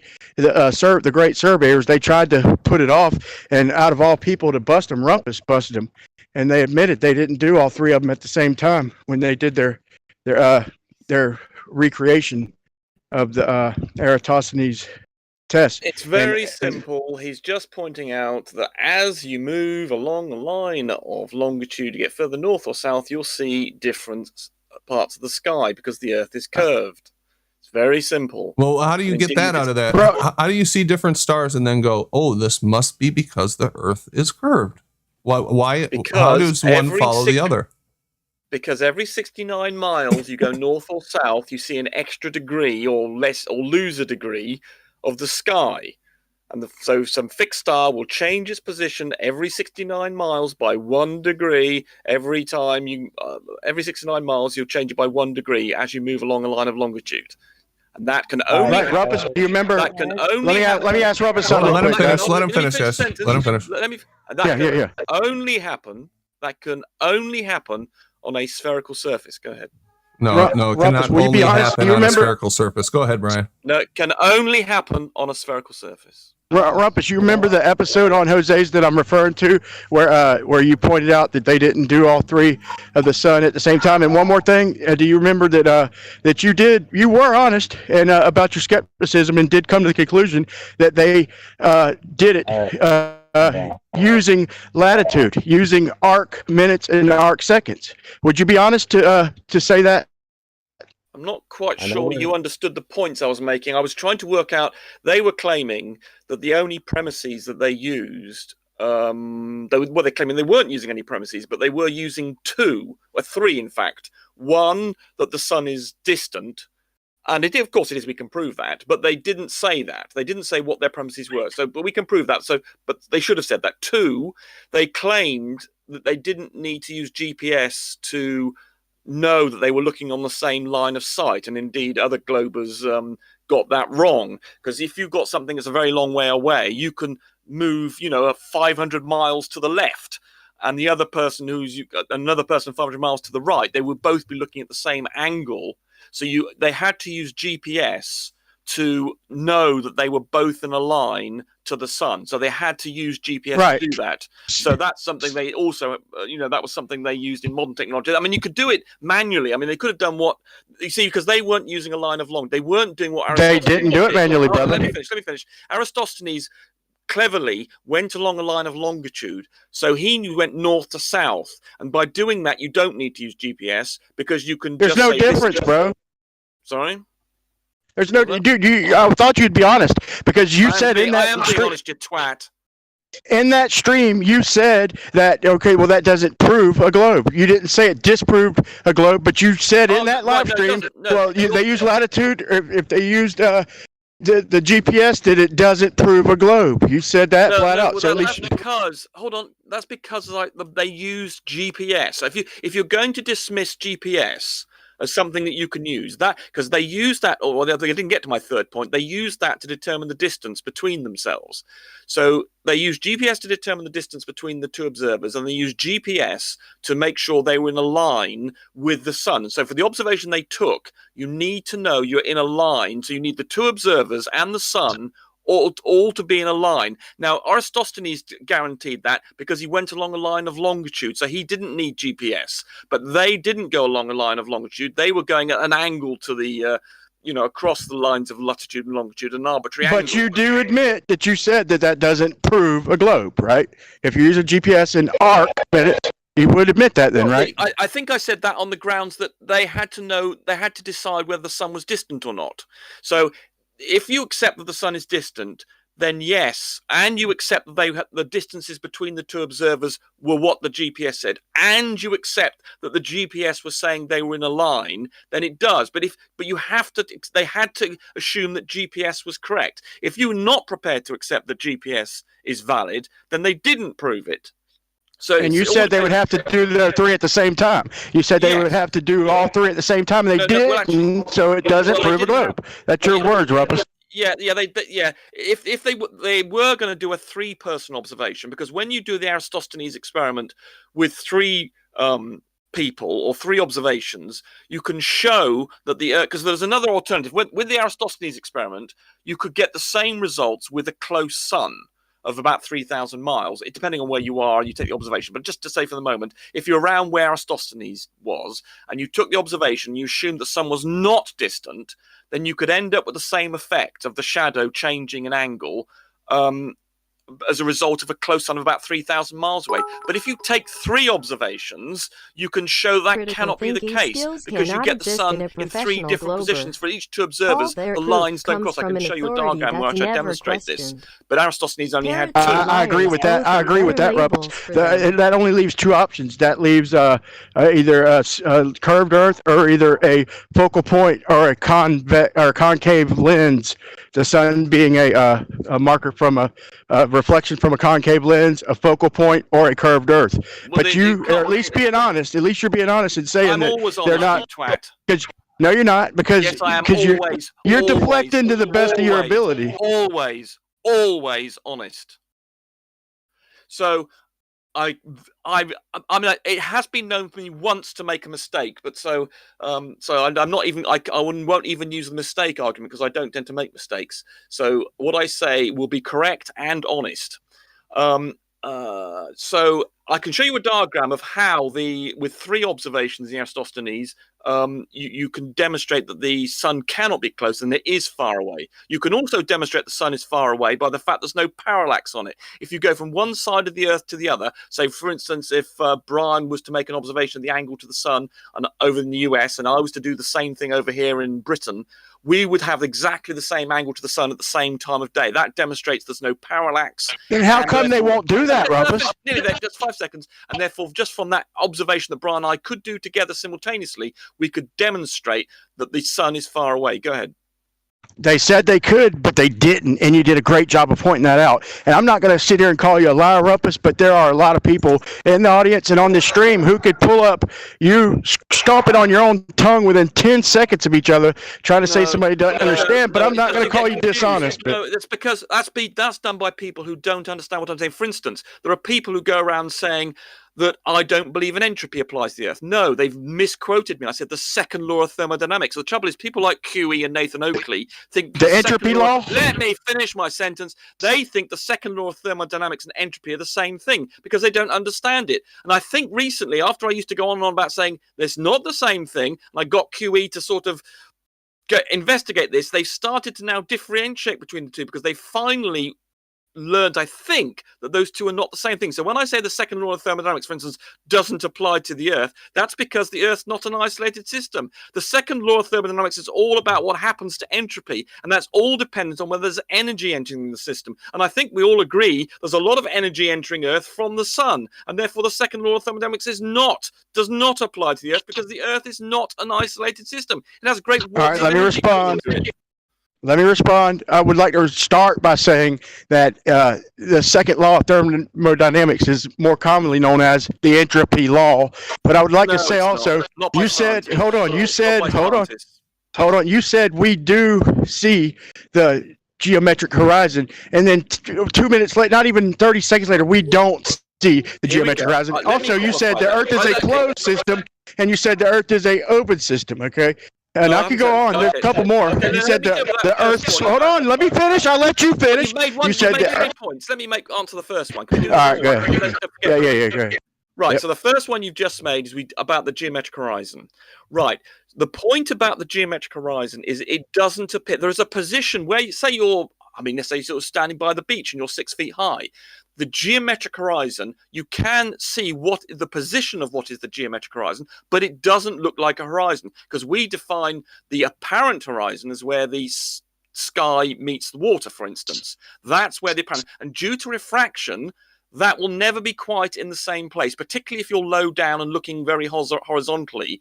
Those two things will not be there. You can see the geometric horizon in terms of point, but you can't, it's nothing visible about it. You'd have to get out. You just made my point for me, bro. You see, that's because you understand, Brian. If you just think. Dude, what do you still not understand? It's apparent. If you can't see it or you can, brother. Listen to what I'm saying. Try and listen. I know you have. Yeah, go ahead. Try and listen. So there is a point that you can see on the sea that is where the geometric horizon. There's a bit of water. There's a particular bit of water that you can point at and say that is where the geometric horizon is. You're so stupid. I can't help it. I'm sorry.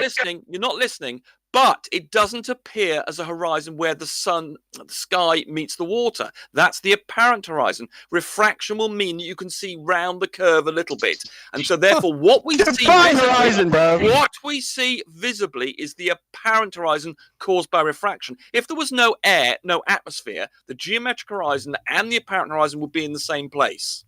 Go ahead. So we don't. Okay, now you say the Earth spins. More complicated than your brain can cope with. But for anybody with a brain cell can understand what I just said.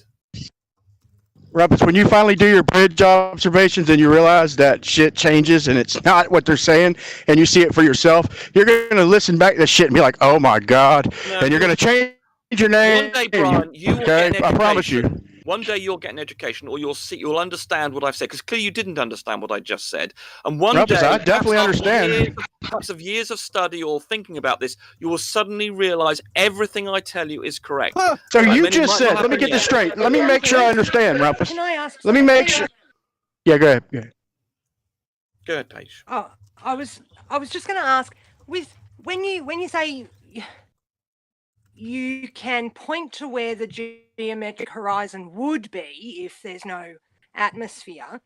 This to me is like when you guys say that we wouldn't expect to see drift because of whatever. So for Coriolis and for the geometric horizon, you actually don't have any proof of that thing being an actual thing, because you have to have a situation that's not possible to ever see that thing. Okay, perhaps I'll try a different analogy. Imagine you're looking at something in a mirror, and I could say to you, that's where the object appears to be in the mirror. What you meant, but you don't know there's a mirror there. That's where the object appears to be, straight ahead, but it's not. It's actually, let's say it's not actually. Hold on. Can I just finish my sentence page? Let's say the mirror's at 45 degrees. So the object you're looking at is, say, over to your left, because the mirror is inclined, so it reflects things from the left. And so you could say, apparently, the object looks ahead of you, and that we can think of that as where the apparent horizon is. But the sun could be a reflection, dude, right? Can I finish my goddamn sentence? So because can I finish my goddamn sentence? Can I finish my goddamn sentence? So there's an apparent but position. You're just saying the same oh thing my again. God, can I finish my sentence? There's an apparent position of something, and then there's the real position of something. And that's all that happens with refraction. And you can't show the real position. You can never show the real position. You can only Also- ever show us. Well, Also, you just demonstrated the sun could be a reflection, and it wouldn't line up with the rules. Okay. Well, we know it's not a reflection because we can bounce radio waves No, and radar you off don't anything. know that. We do know that You don't exactly. know that. We've been there with You satellites. What do you mean? We've been there with satellites. We can bounce radar off the Who's sun. we, bro? Who's we we? know exactly where it Yeah, is. when I'm did talking you about go the to body the of human sun, knowledge. I'm Rumpus? talking about If the hold on, Paige. If the we you're referring to are the same. How far the sun is away, and it knows it's Rumpus. a real object. We can bounce things off the damn thing. Carry on. Come down to earth real quick. Let's quit arguing. If You can by bounce we things you off the mirror mean too, Rumpus. I could if bounce by we something you off mean the that people- But object it bounces thing in the exactly mirror where it and is. We say know there that's- is a physical object where the sun appears to be. does the sun go straight down that to the on the horizon, Rumpus? Sorry, could you repeat that, Brian, please? Does the sun appear to come straight up and then hit a peak and then angle straight down and out of sight, whether it be globe or flat Earth? Is that not what the sun appears to do? Well, it appears to follow a curve. So you're saying that you can draw a line on a time lapse of the sun setting and get an arc? Is that what you're saying? Yeah, the sun moves in an arc. Okay, anybody listening, go look up a sun setting or a sun rising and draw a line on your screen or put up a piece of paper, and that'll prove Rumpus is either retarded or lying. For the last few minutes, it'll follow what appears to be a line, but it's following a curve. If you follow, I mean, honestly, Brian, you surely have seen time-lapse things of the sun moving around the sky, and it moves in an arc. I mean, you're an So maybe idiot you don't if understand. realize.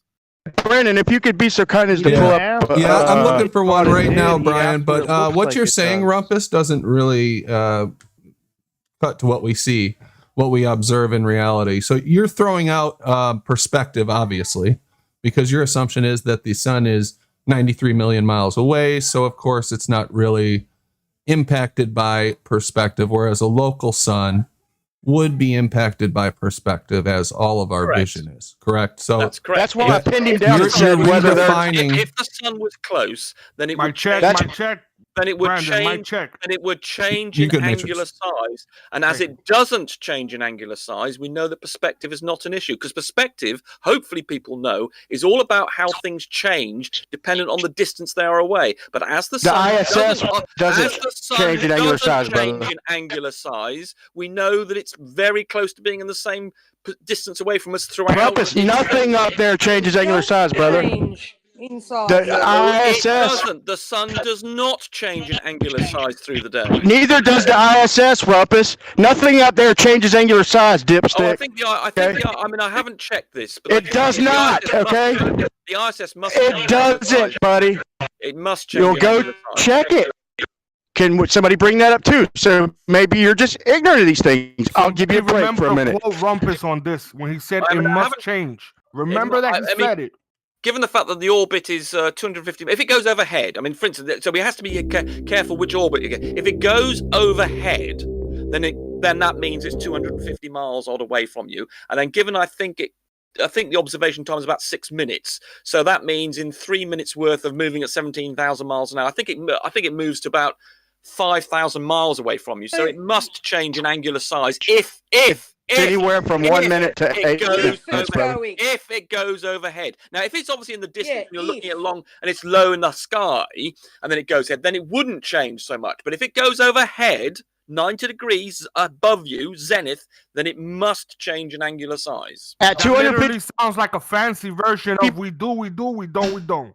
Well, you're just stupid and don't understand what I'm saying. You don't understand the difference between. I mean, you thought that Stop saying we don't understand. Yeah, please stop. We understand what you're At saying. We 200 No, you don't understand. miles would drastically. Paige, do you understand that if things Rumpus, move at further away, they 250 must miles. change in angular size? So therefore, you must know the sun is Right. distant. So hold on. I'd like to ask Paige to answer this question. Do you understand? Hold on. Let me just ask Paige a question.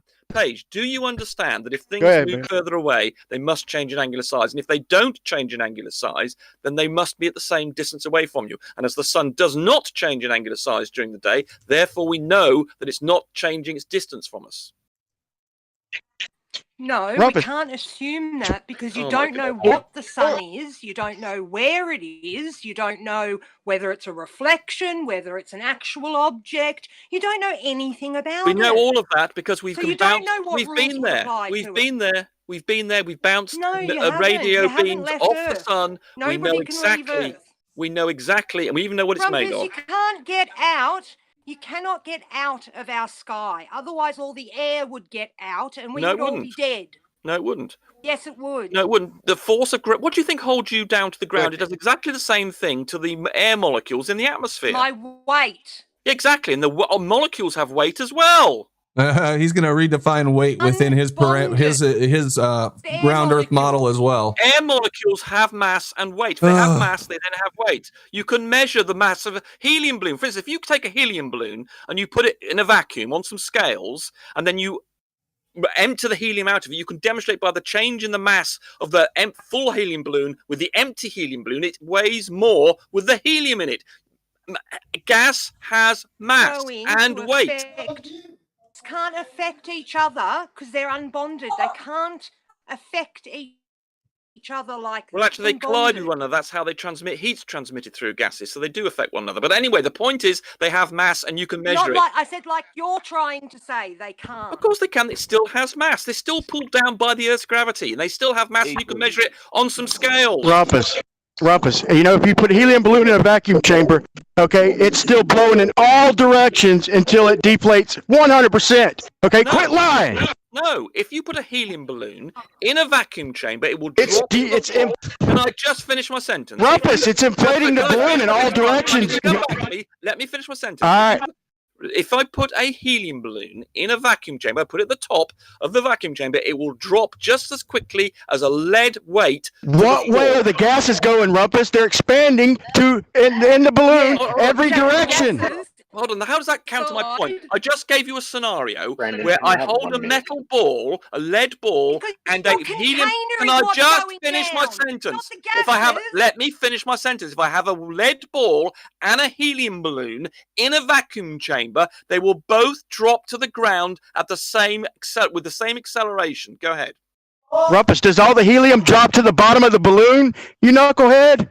Just because you got the helium tied in with the balloon? Okay, listen. Just because you have the helium tied in with the weight of the balloon, it's still blowing in every direction. The helium does not drop to the bottom of the balloon. You're lying, dude. Another issue. Okay, let me deal with that issue in a second. Do you accept that if I have a helium balloon in a vacuum chamber and a lead ball, they will both drop to the ground with the same acceleration and velocity? Do you accept that? Rumpus, I proved that false. Oh, You know how many people have proven that false? Stop watching the question, Brian. Please, could you answer my question? And then we'll deal with your question. Absolutely not. Absolutely not. Well, okay. Well, if you go and look at the Brian Cox video, he demonstrates feathers falling at the same speed as a. Show me one weight. without cuts, The same Rumpus, and thing I'll will happen consider with a it. helium balloon. I mean, you're just denying. Again, well, I mean, you're denying your science in us. I suppose you're denying science. I'll bet anything, Rumpus, that you are wrong. My God. A helium balloon Okay, this is perhaps something we ought to get. Was it Cody's lab or something? Well, hold He's on. got I that think little he's making a vacuum chamber. challenge of you, Rumpus. He's challenging you. He's saying he'll bet you anything that you're wrong. Are you saying that Brian's wrong or what? We can settle this. Absolutely. I've just made the quick point. I've made it absolutely adamant that a lead ball and a helium balloon will drop to the ground with the same acceleration as one another in a vacuum chamber. Now, I don't happen to have a vacuum chamber to hand, but I mean, perhaps I could go to a university and perhaps ask Brian Cox to do this.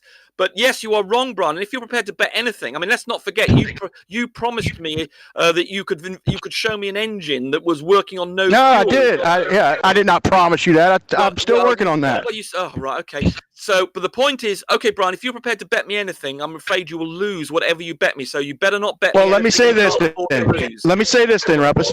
Let me say this. Hold on, one more thing, Paige, and it's all yours.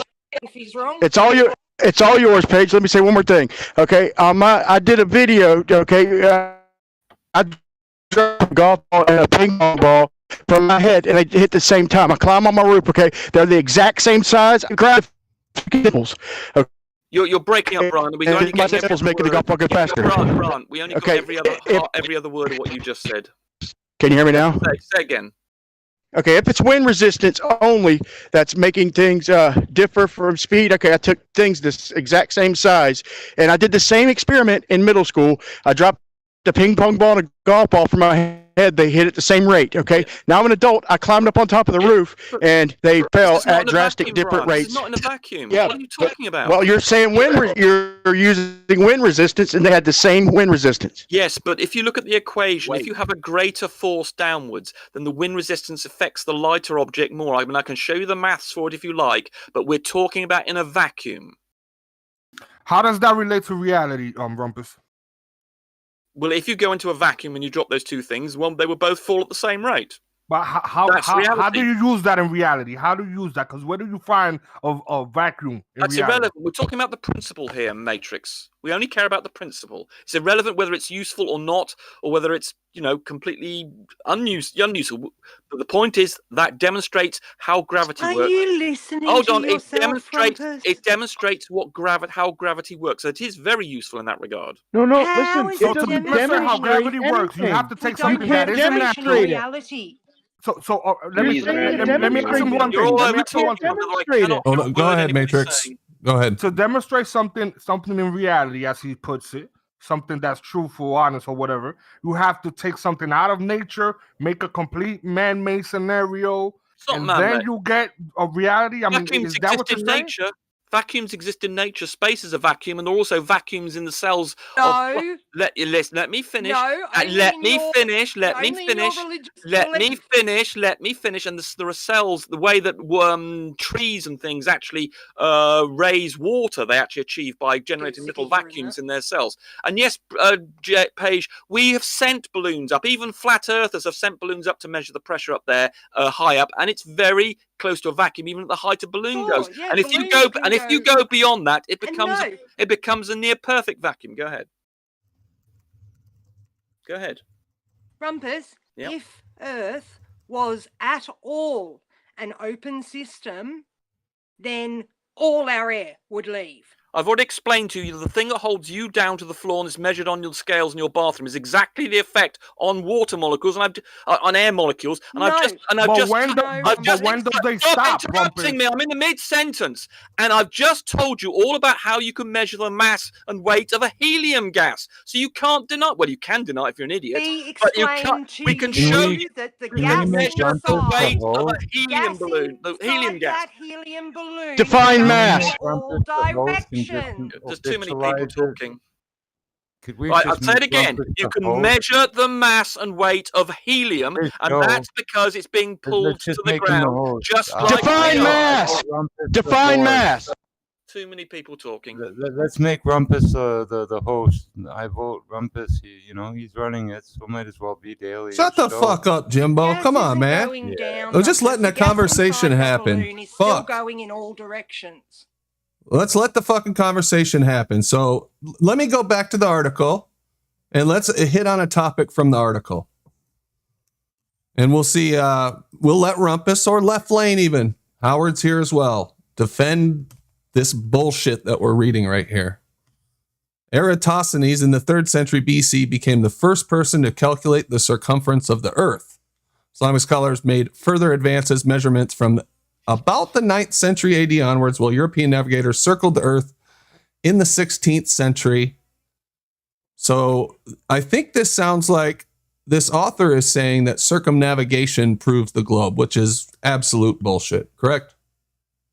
Well, if you go around one way on a flat Earth, you wouldn't come back the same way, would you? So it does demonstrate the Earth is a sphere. If you Crumpets, it'd be the same on a globe. Let me finish my goddamn sentence. If I Rumpus, how the hell does a circle work? if I set off in an easterly direction and I end up back where I came from, that can't happen on a well, if I go south, for instance, on a well, I suppose on a flat Earth, you could well, I suppose You're just now figuring this out, Rumpus. You're just now figuring this out, that circumnavigation works the same on both models. Are you serious? Well, it doesn't, does it? Because it does. The guy is simple, bro. He's a simple guy, bro. We can go north to south. And no, you can't. Show me one instance of going north to south, Rumpus. There, you don't have any evidence that it's ever been done along one longitude line, Rumpus. Not a huge circle. Well, that's what Michael Palin did, pole to pole. No, he didn't. Yes, he did. Oh, prove the evidence. Yeah, he went to the South Pole and turned around, Rumpus. Yeah. That story and probably be bullshit, Rumpus. Give us another story. And we've had people do expeditions from one side of Antarctica to come out the other, which would not be possible. Give us a name. Give us a name. Watch us debunk it. Give us a name. We got to see Australia to South America, buddy. Expedition in the 50s that went from, I think it was the 50s, that went from one side of Antarctica to the opposite side of Antarctica. Let me say something to Rumpus, y'all, real quick. Let me say. Provide the evidence. Yeah, because I want to say, Rumpus, real quick, y'all. If they would go, and there's two ways of doing this. I'll just say the quick way. If they would, if a plane with evidence would leave Australia and go to their nearest polar base, okay, and a plane would leave South America and go to their nearest polar base, okay, and then they were just a couple hundred miles away from each other, then that would easily disprove the flat Earth, and none of us would be here, Rumpus, okay? And the only time I interrupt you is when you start lying or just don't understand, because if you go around the North Pole, if you tie a string 100 miles from the North Pole and did a circle around the flat Earth, it'd be the same as doing it on a globe, okay? Well, the distances don't work. I mean, for instance, on a flat Earth, the distance from Australia to South America is many thousands of miles more than we actually find in real life. So that disproves that. And also the fact that if you point south on the flat Earth, you would see different bits of the sky. If you're in South America and you looked south, you would see one set of stars. And if you were in South Africa and you then also look south, you see a completely different set of stars. So do you have evidence of circumnavigation from north to south? Well, there was the aeroplane flight that did it as well. The one that did a continuous. No. They stopped off twice, I think, to refuel. No. But they went from north to south. They didn't go along this. They didn't go from one side to the other. Yeah, they made a big circle. Twice to deviate. Yeah, but it was pretty close to doing. No, not close enough. Not close enough. Well, not close. It has to be literally along the same longitude line or pretty damn close to it, Rumpus. You can make a giant circle over a circle. You can go pole to pole, but it was dishonest. All right, so provide evidence that it's actually happened along the same longitude line. Okay, now, let's drop that for a minute. And do you acknowledge that on a flat plane with North Pole center, that you could circumnavigate east to west, or east or west, and come back to where you started from? Yeah, if you went east to west from a particular point, you could do that, yeah. But the point is the distances would be wrong. Just as I said, if you went from South America to Australia, the distance would be twice as big. We're just talking about the ability to circumnavigate. Yeah, but doesn't that worry you, though, Brandon, the fact that the distance that the flat Earth gives, the distance between the tip of South America to the tip of South Africa, is twice as big as it is actually in reality? Doesn't that concern you? No, because I don't think that I have evidence to say for sure what those distances actually are, Rumpus. Well, we know that flight times of aeroplanes who can only go about 500 miles an hour cover that distance in time, cannot cover that distance of the can I finish? Cannot cover that distance for the distance given by the flat Earth, whereas it can do it on the distance given by a globe Earth. So that immediately shows that the flat Earth model is completely wrong. Are you factoring in the? I just tried to book one of them wings, flights, and they are or- not operational. Both ways, they go both ways. Either way, They're not. You cannot cannot do it get at one, the time Rumpus. available. They can only travel at 500 miles an hour, and yet they somehow managed to get on the flat Earth. If the flat Earth distance is correct, they have to be traveling at about twice that speed, about over 1,000 miles an hour, and they cannot do that. That's BS. Antonio Subrats has a map that matches perfectly. Okay. Right, you've actually laugh all you want, but listen, you can't even get that flight. You can't even get that flight, Rumpus. They're saying because of a virus. Hold on. Okay, You're telling that you me can't get that a flight. flight from South America to South Africa. Is that correct? Oh, no, not to South Africa. That's what the deception of the arc. Listen, Rumpus, let me say this again. You might think everybody's so retarded. I know you know better, but none of us would be here, okay, if we could. They'd go over the North Pole constantly, okay, or right by it anyway, okay? They don't even come close to anything that even resembles that on the South Pole. But besides that, they can't even go from the Australian base to the South American base. That would also be good enough for me, and they won't do it for excuses, okay? Now, that's obvious to some people. Brian, that doesn't make you suspicious, brother? But you just reject all the evidence. I mean, you claim now the distance between South America and South Africa are presumably some different distance to the one that we know in reality, presumably. I mean, it's just ridiculous what you're denying. There are ship captains in abundance who there's no GPS, and even GPS is latitudinal. Okay, the only place it would become apparent is when you start getting down to 70, 80, 90 degrees, and we're not allowed to go beneath 60 degrees for independent travel. To the South Pole if you want. The yacht race, Rumpus, the yacht race has to stay at or above the 60th parallel. What makes you think I could do it if the international yacht race can't even do it, man? You're not being honest, bro. Hold on. You're claiming there's a rule. I mean, I must admit, I wouldn't be too surprised if it was a rule, because it's actually very advantageous in the round the world yacht race to go as south as possible. But for perhaps for safety reasons, they may have told people not to do that, because of course if they have an accident, they can't rescue them. So they might ask Jarls van der Hoy. Ask Brian, you can get a flight to the South Pole. You're not prevented from going. It's not illegal. Let's do it right now. Let's do it right now, Rumpus. Well, go on then. If you've got, I think it's cost you about $5,000 or something to do it. Go and do it. Man, please. Let's get a flight. Let's get a flight from. Well, let's get a flight right now in real time. It was illegal. He claimed you couldn't do it. Rumpus, let's get a flight right now in real time from South America to Australia. Let's do it in real time.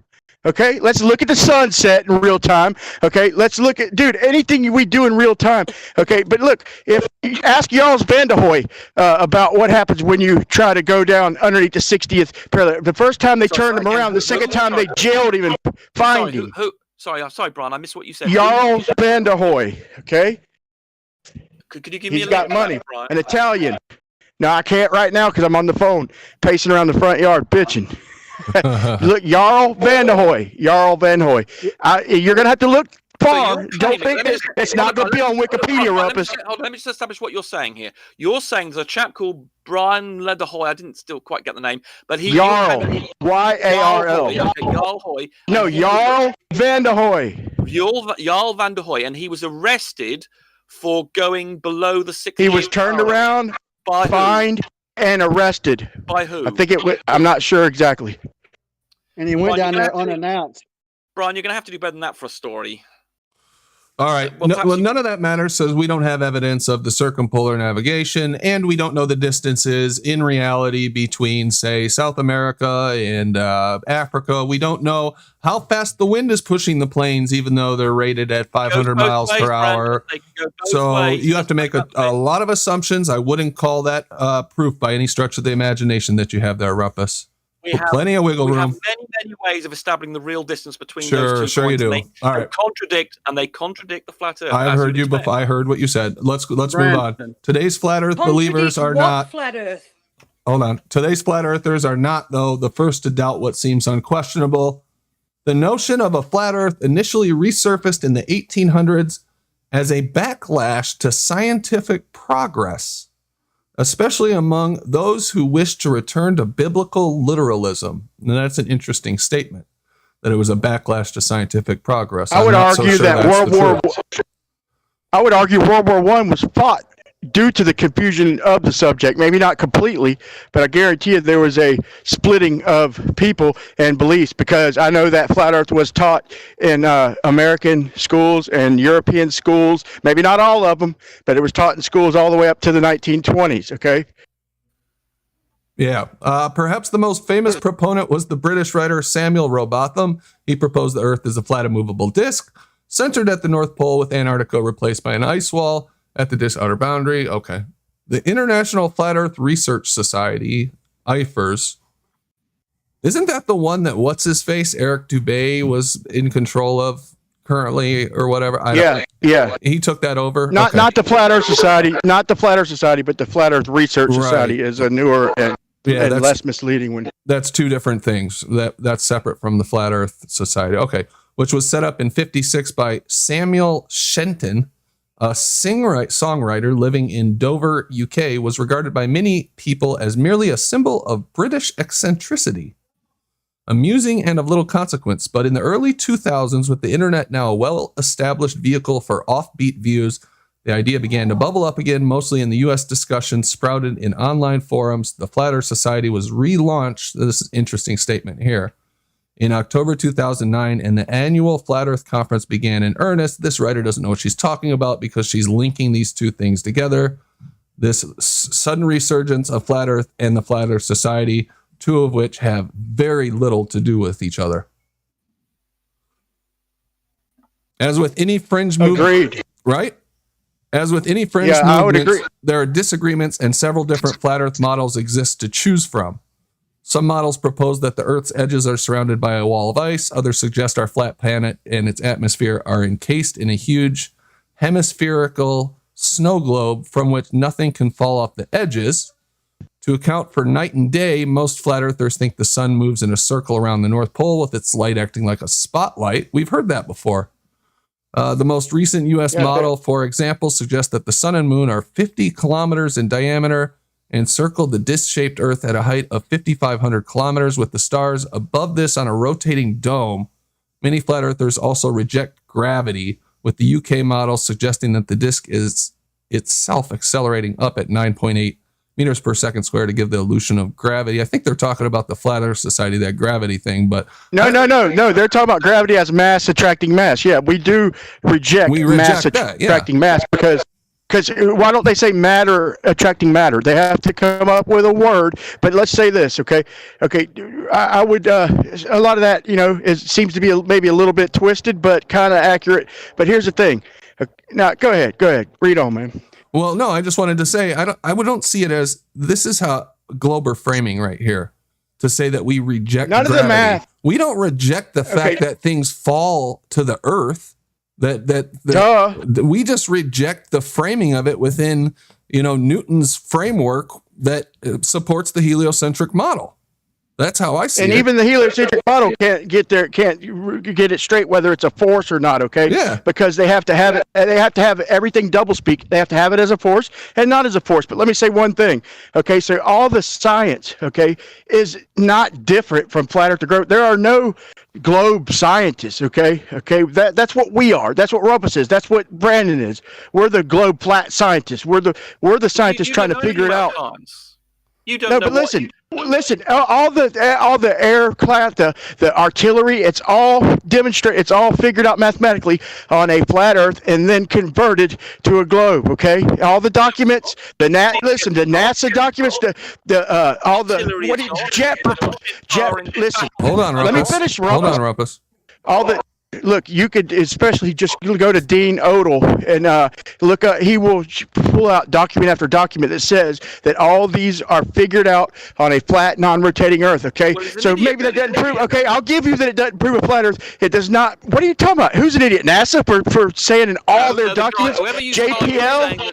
How about the Air Force? Who says that all the things that we do are based on a flat Earth is wrong. Really? Rumpus, the Freedom of Information Act, all these documents have been released, bud. Hold on. So pilots don't assume they're over a flat, stationary plane when they fly. Is that what you're telling me?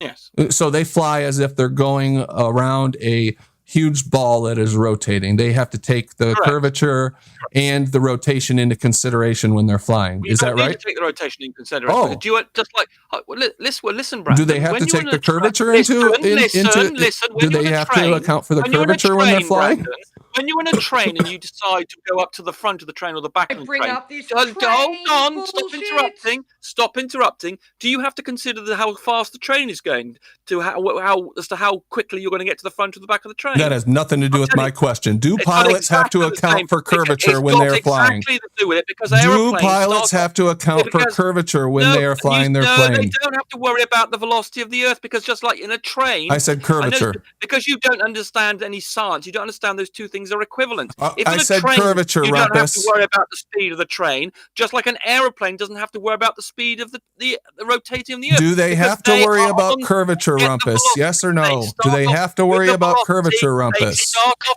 with the velocity of the rotation of the Earth, and it's relative velocity. If you understood what relative velocity do they have to take curvature into account, Rumpus?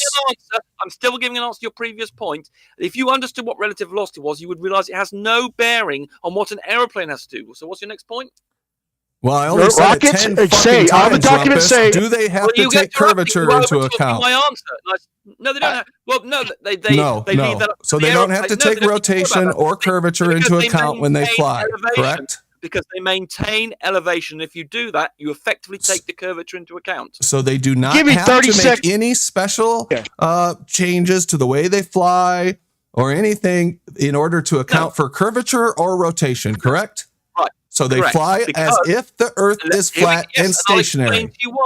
I'll explain to you why. First of all, if you understood my first point about relative velocity, I understood your explanation. You're over talking me. You're not interested in my answer because you're worried I'm going to expose you as an idiot. And I can understand that, but no. See you later. That's enough. Yeah, I was going to say, if you give me 30 seconds, because I already showed Rumpus stepping on himself.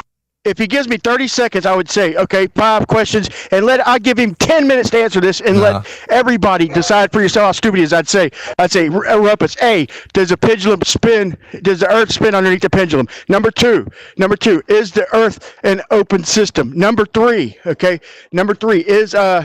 is gravity a force? Number 4, hold on. I mean, you see where I'm going with this? Is the atmosphere? I mean, dude, I can just say all 5 of the questions, and he's gonna give double bullshit answers for each one, dude. I know that's he's why an I was idiot. Cutting him off. So let me just say something. We've had a bunch more people join. I think we had enough of the Rumpus for the night. Appreciate you stopping in, Rumpus. That was fun for a while. But we've had a bunch of people join that I haven't announced yet. We had Chad join. What's up, Chad? You chimed in a little bit. Jimbo, I owe you an apology. I got a little hot with you earlier. Sorry about that. Howard, left lane. What's up? That was not fun. Let me put it to rest. Rumpus, when you come in next time, call me an idiot. Don't call the host of a show an idiot, especially when he forgives it once or twice. Well, not an idiot, but at the end, call him idiot. Call me an idiot. Call me a moron, twat. Don't call the host of a show insults. That's not going to get you far. I agree. Telling us we don't understand. Yeah, that was the last straw for me when he said that again. You don't understand. That's my line. I mean, he said it like 10 times tonight. What I meant, yeah, exactly. Well, when he says it to me, it's like I fired a couple shots, okay? He fires back, we let it slide, okay? But Brandon's not calling you an idiot, Rumpus. He's not calling you a moron. Why would you do that to him, okay? It's different to me because I'm firing, so I give and take. Brandon has been polite, and that's it. That's it. All right, let me get through these announcements, see if we can bring some more people in the conversation. Left lane, what's going on, Howard? Are you there? Your light's up, so maybe you're having audio issues or something. My light's on. You're good now. Yep, you're coming through. Oh, good. Just hanging out. Cool, man. Matrix Media J announced himself. Nappy's in here, but she's on deafen. So take yourself off deafen if you want to talk, Nap. Aaron joined us. What's up, Aaron? Randy Flat Earth is in the server, hanging out. Rakia Life. What's up, Rakia? And let's see. And we've got Right the Hand. What's up, Right the Hand? Your name came up a couple times tonight. Oh, well, that's good. I'm making waves. Yeah. Actual waves, like waves of light that don't exist. All right. So photons. I actually posted a foghorn in the channel earlier. So if you want to hear a foghorn, You got one there. Okay. All right. Thanks, Jimbo. All right. So the point I was making when I was talking to Rumpus is that planes fly over the Earth as if it's flat and stationary. That is something that the pilots in the Glober community have no problem admitting. And I don't know why he needed to vacillate and give me explanations before he just went ahead and said, yes, that's true. We all know why. Can we clean that up? Can we say that they didn't say flat, right? They just said they don't account. Oh, you're cutting They out. don't account for curve. They don't account for curve, or they don't account for any rotation. Yeah, that's So fine. That's we're not probably saying more it's accurate. flat. Yep. We're not saying. So all we're saying is they don't account for curve on a ball supposedly, and they don't care about it rotating. So the two things that. And why would they classify a document? Why would they classify all these documents saying that that all the figures and everything, the artillery, the planes, the propulsion, the rockets are based on a flat, non-rotating Earth? Why would they classify this shit if it wasn't something they wanted hidden? There's a field guide for artillery for the military called the Palumbo Field Artillery Guide. And it's a stationary, non-rotating calculation for your artillery, your mortar, for everything. At worst, you calculate a 5-degree breeze in your calculations, but no Coriolis, no rotation. No. These 200, they're long-range shooter. Yeah, if it's long distance, you got to figure in arc, right? Well, because the Earth is mapped in arc. So if it's long range, you got to judge for a great circle.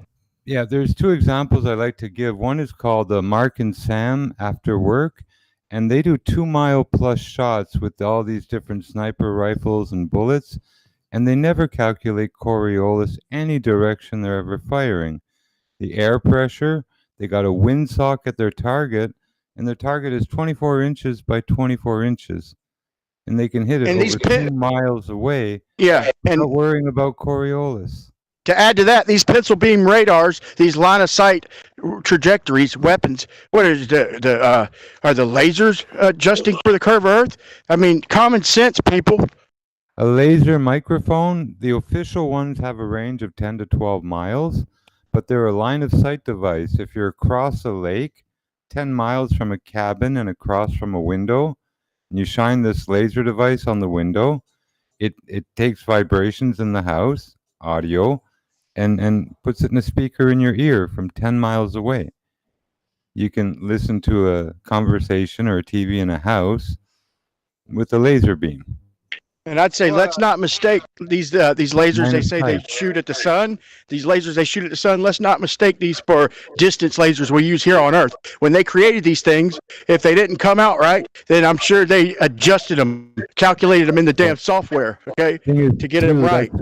So ridiculous. The sun is supposed to emit billions of watts of all kinds of frequency rays and photons, and they're going to beam something at it and find what they beamed at it coming back at them. Yeah, that seems a little fishy. Yeah, 93 million miles, ozone, other stuff in our atmosphere, lightning Van Allen, and they're gonna get their rebound back from the sun of their little laser. When they claim to do a laser bounce off the moon, it's a 1 billion-watt laser, and they get 1 photon back. So it takes 1 billion watts to get 1 photon from the moon. How many will it take to get 1 photon from the sun? That's nonsense. Yeah, people say that they use reflectors, but they first made this claim like 10 years before they even went to the moon. They were supposedly firing radar and lasers or just radar, whatever, off the moon. And all of a sudden they got reflectors so they could do it. They forgot their stories. They're growing lettuce over and over for the first time again. Well, they constantly do that. They always say that they can do it off the moon because they put that retro reflector up on the moon during the Apollo missions, maybe earlier, I can't remember. But there's no fucking mirror on the sun, so what's the difference? Why can they get the signal back from the sun with no reflector, but they can't from the moon? Do they have an explanation for that? I'm sure they do. That's a hell of a good point. Yeah, and it's a full spectrum the sun is giving off. How can you detect something bouncing back off it? It's a continuous spectrum. That's right. And Left Lane, you trying to get in here? Howard, I thought One you more wanted to- thing. Well, Yeah, Go ahead. they bounce lasers off the moon off the reflector, but they radar range the sun. oh, it's two different things they're doing. Oh, okay. Yeah. All right. Yeah. All right. Well, whatever. But maybe if the sun's local, they can do that with radar. I don't know. 93 million miles is unfathomable to me, but whatever. So let me continue on this. What about, hey, I got left lane here. Left lane, all this talk about the spinning of the earth and everything underneath the plane. Okay, so they say that they equate that by saying the earth moves underneath the atmosphere. What about on the moon where there was no atmosphere and you have none of this stuff and you had no Coriolis on the moon when you had an actual reference frame. You had a non-inertial and an inertial reference frame on the moon because there was no atmosphere, none to speak of. Where's the Coriolis there? Well, the possibilities are the Earth is moving and or the space above the Earth is moving, and I'll leave it at that. Yeah, that works. Throw a balloon, Lemon. I'm with you. I understand looking at it from both sides. I always try to do the same, but throw a balloon and see how far it goes. Throw a wiffle ball. Okay, a blown up astronaut suit. It would be the same. It wouldn't be much different than a freaking wiffle ball. It would not. You wouldn't get none of that. Well, you got two schools, even with the Coriolis. One that says that it's a force that, makes things go in a different, direction, and or the one that says it's just visual with no real change. So for the Coriolis to be, consequential, it would need to be having some sort of forceful physical effect. And so they're saying that things appear to spin, in a different direction toward the south versus toward the north. And that could be from the Earth spinning possibly and or space above the Earth spinning in a certain way. They do all have to claim that the Earth spins under the gyro, but doesn't spin under. It's funny that it only spins underneath things that we can't measure for shit. The thing that's necessary is that something is spinning, and so space itself can spin above the unmoving stationary Earth.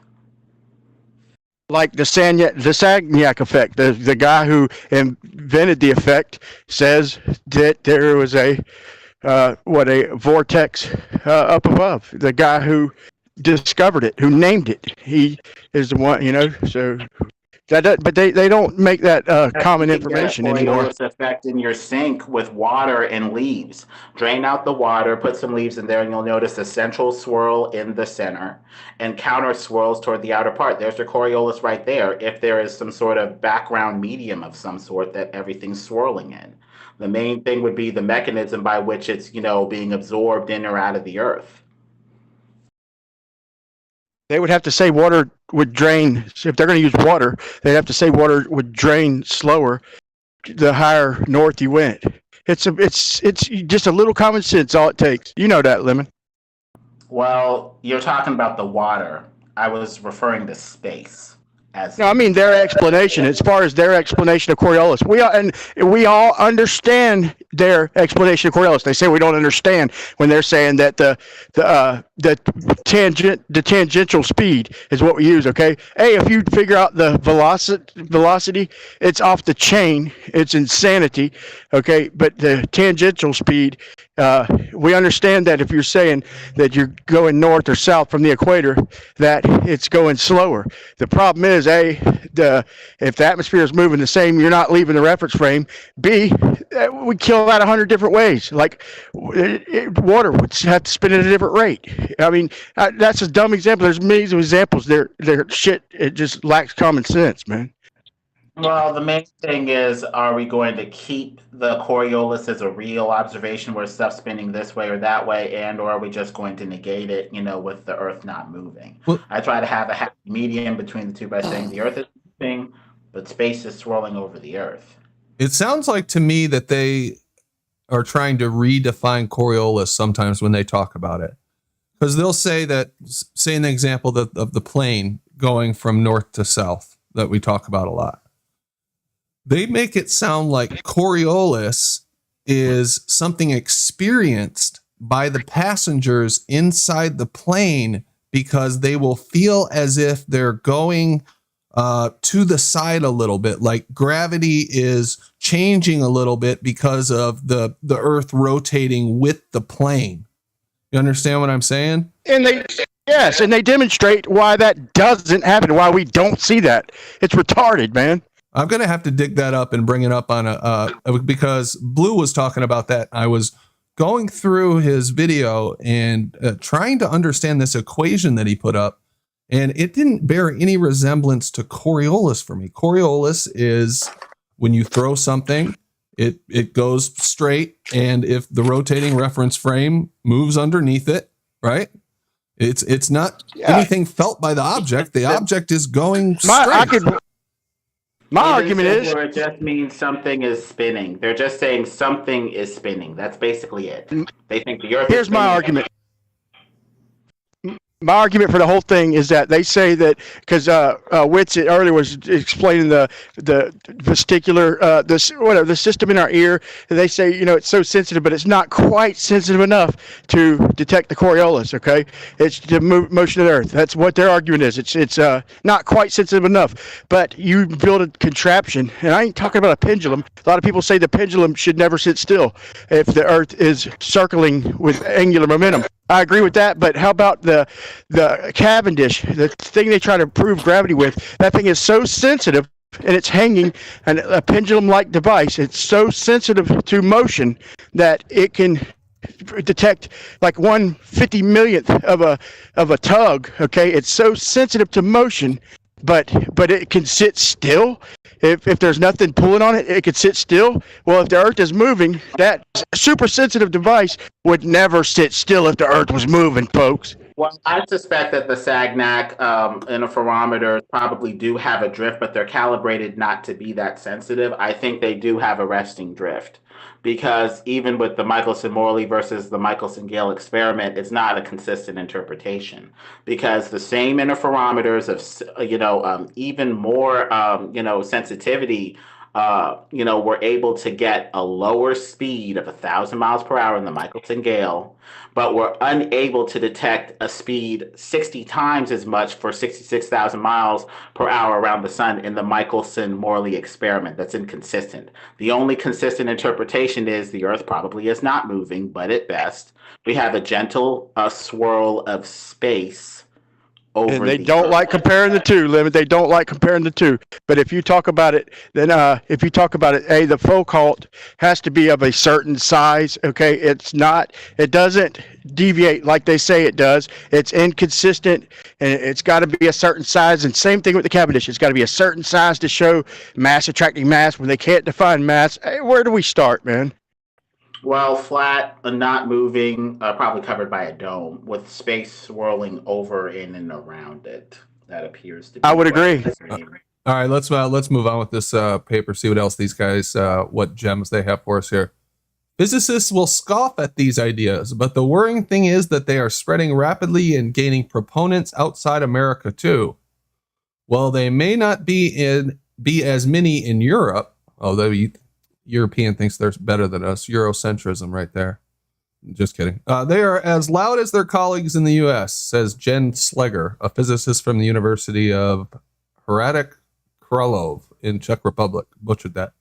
Who in 2018 co-authored a paper outlining ways for teachers and others to confront outlandish flat Earth ideas with physics. Well, I think there's a big tug of war, even in Europe. I think there may be a move to shy away from some of these topics, possibly because they smack of, say, a creator, especially possibly a hated Christian one. But I think on philosophical grounds, they may object, but on scientific ones, I don't know if they have much of a leg to stand on. Yeah, agreed. They go on here to say that 7% of the Brazilian population, some 11 million people, believe the Earth is flat. That's quite a lot of people in Brazil. I do wonder what the actual percentages are. I know they've hobbled us a little in recent years with the censorship, but that's interesting that 7% of Brazilian populations. Imagine if you live down there in the southern hemisphere and you could take a flight to Australia in about 10 hours and they route you up through the damn north. They say that you could get these direct flights, but we could do it real time. You won't get it, okay? It's BS, okay? And when you do it certain times, which is suspicious. But yeah, if you live down there in the south where it would become apparent that the distances were way larger, okay? It wouldn't. The flat Earth doesn't vary much from the globe as far as the northern hemisphere, the equator, right below the equator. When you start getting down toward the southern hemisphere, that's where the questions would start getting raised. It should become apparent. And they're the ones who are flat earthers. That's more evidence. You know, they fly over the North Pole constantly every day, right? Not directly over it, but right by it in all these flights. And what's different? I mean, I thought it's a ball equally distributed. You know, it should be heat and winds, all that shit, but it's not. Yeah, I think there's something big that we don't understand about how the Earth is set up. Either, you know, the land is the same size and the oceans are bigger, or they're arranged a little differently than we think, or there's something else major that we don't understand yet. But I don't think the answer is we live on a spinning ball.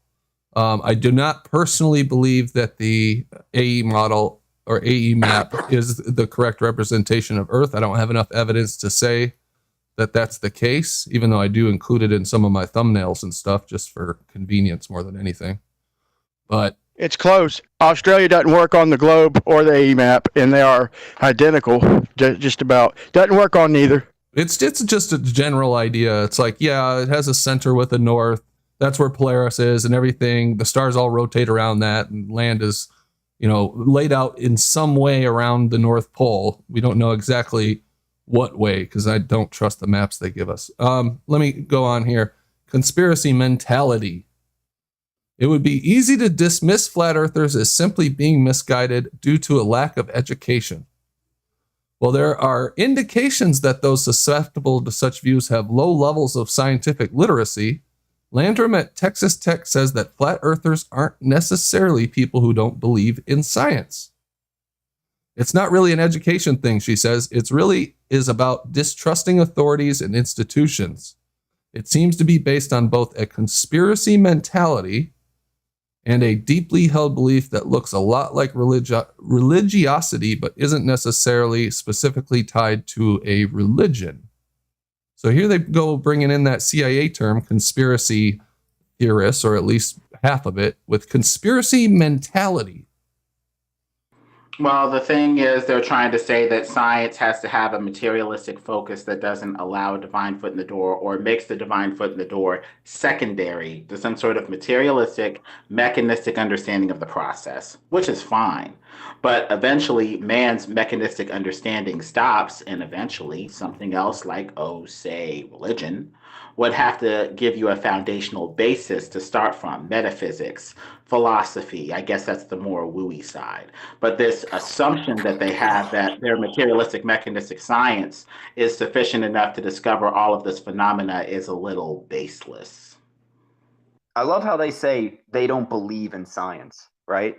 I would be like, oh, well, you don't believe in God, right? So we both have a religion, don't we? You believe, I believe. It's a foundational set of beliefs that are taken with you into other areas. In this case, it's materialism.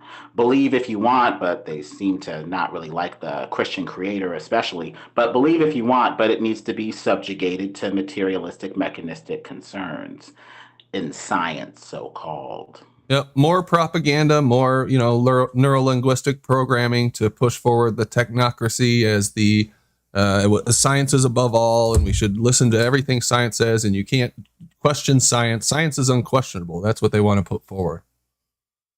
Like God used to be, right? Yeah. You didn't question the priests coming from the clergy. You didn't question that. Oh, don't go to war. We burnt some incense and it blew to the west. The gods, you know, they're not with us. Don't you just trust it?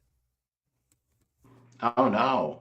And the thing that I think is so, hypocritical about this is some of these very scientists are willing to use quasi-spiritual means to get inspiration. They're willing to go into a deep mystical trance, talk to what I believe are fallen angel demons from hell, or with Satanists like Jack Parson. They're getting real society inspiration from something that isn't God. So it's not like they're totally averse to the spirit world, but it's a very particular type of spirit that they appear to champion.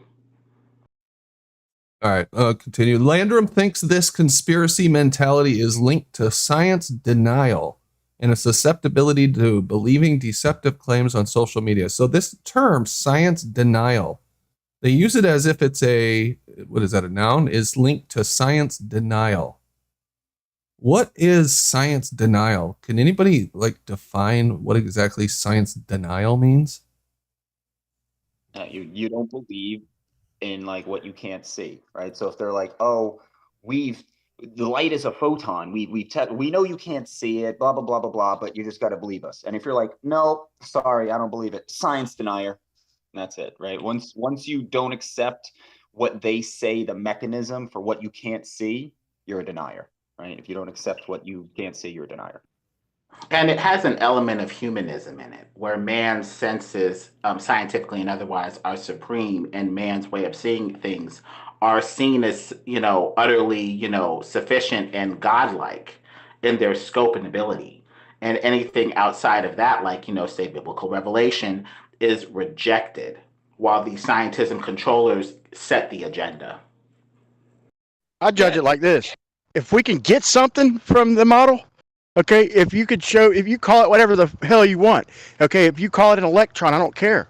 Call it whatever you want. If you can make me batteries and all this shit using that math, okay, if you can make glasses and shit like that, I don't even care. Call it a photon, okay? I'll turn my cheek to that because the math works. You could make glasses, okay? It's a model, okay? Them models I'll deal with them. I don't agree with them. I'm going to ultimately be on right hand side, but I'll go with them because they benefit us, okay, in some way. But then when you start telling me how far away Polaris is and that it's the same thing as that focal point that burns my ass every summer, no.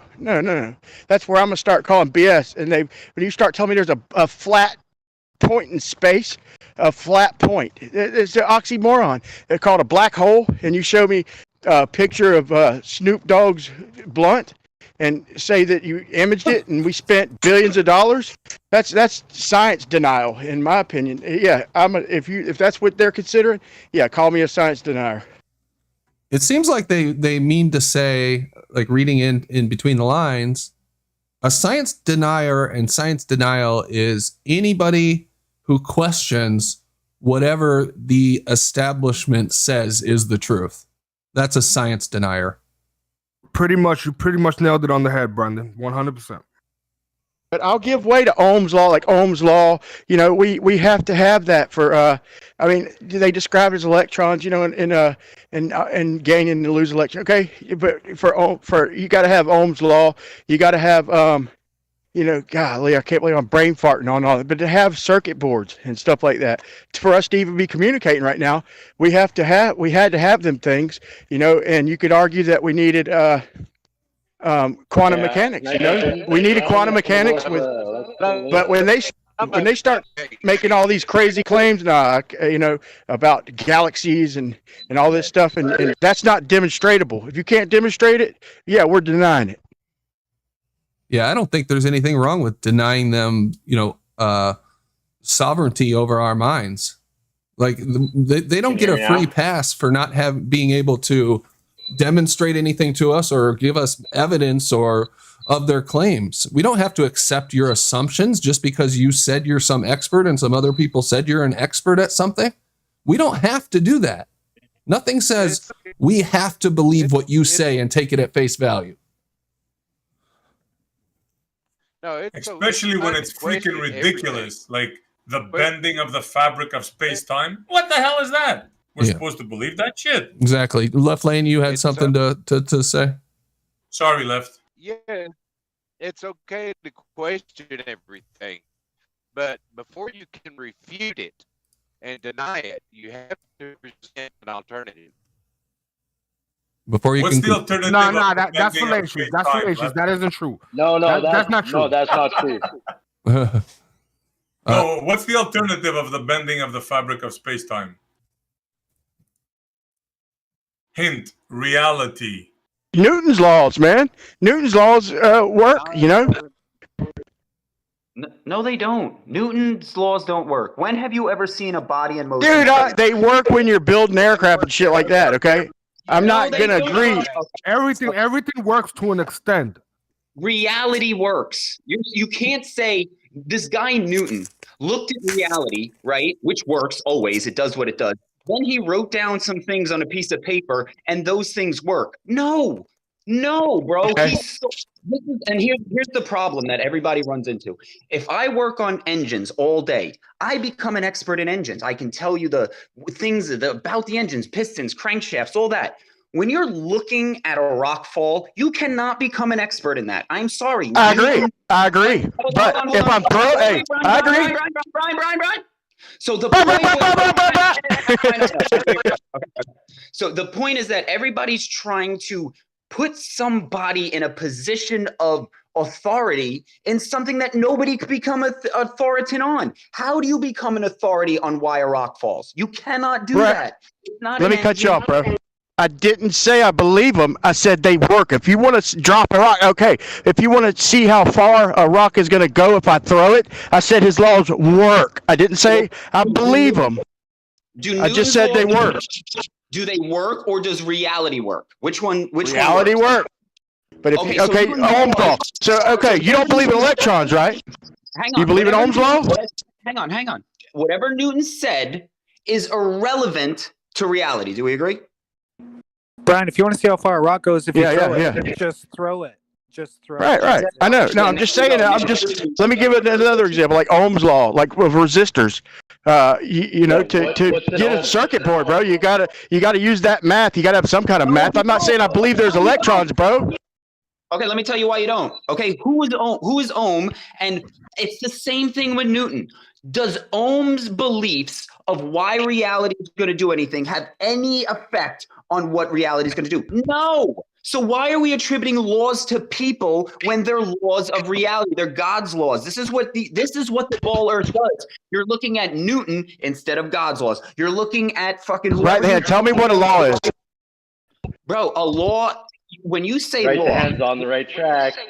When you say laws, but what you're saying is this is what happens in reality. It's a formula, bro. Listen, it's a formula, bro. It's a formula. A law is a formula.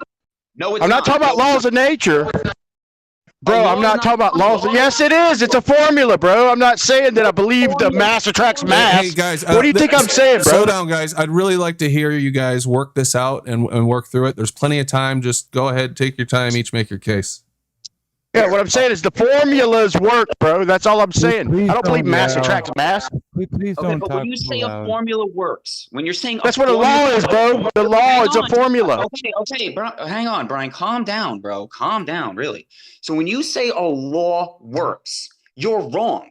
Reality works. Now, you can say with words, hey, look, I did this and it's going to happen again. You didn't create a law. Ohm didn't create a law when he did that. All he did was observe reality. He observed God's work. Now, does that become Ohm's law? No shit, dude.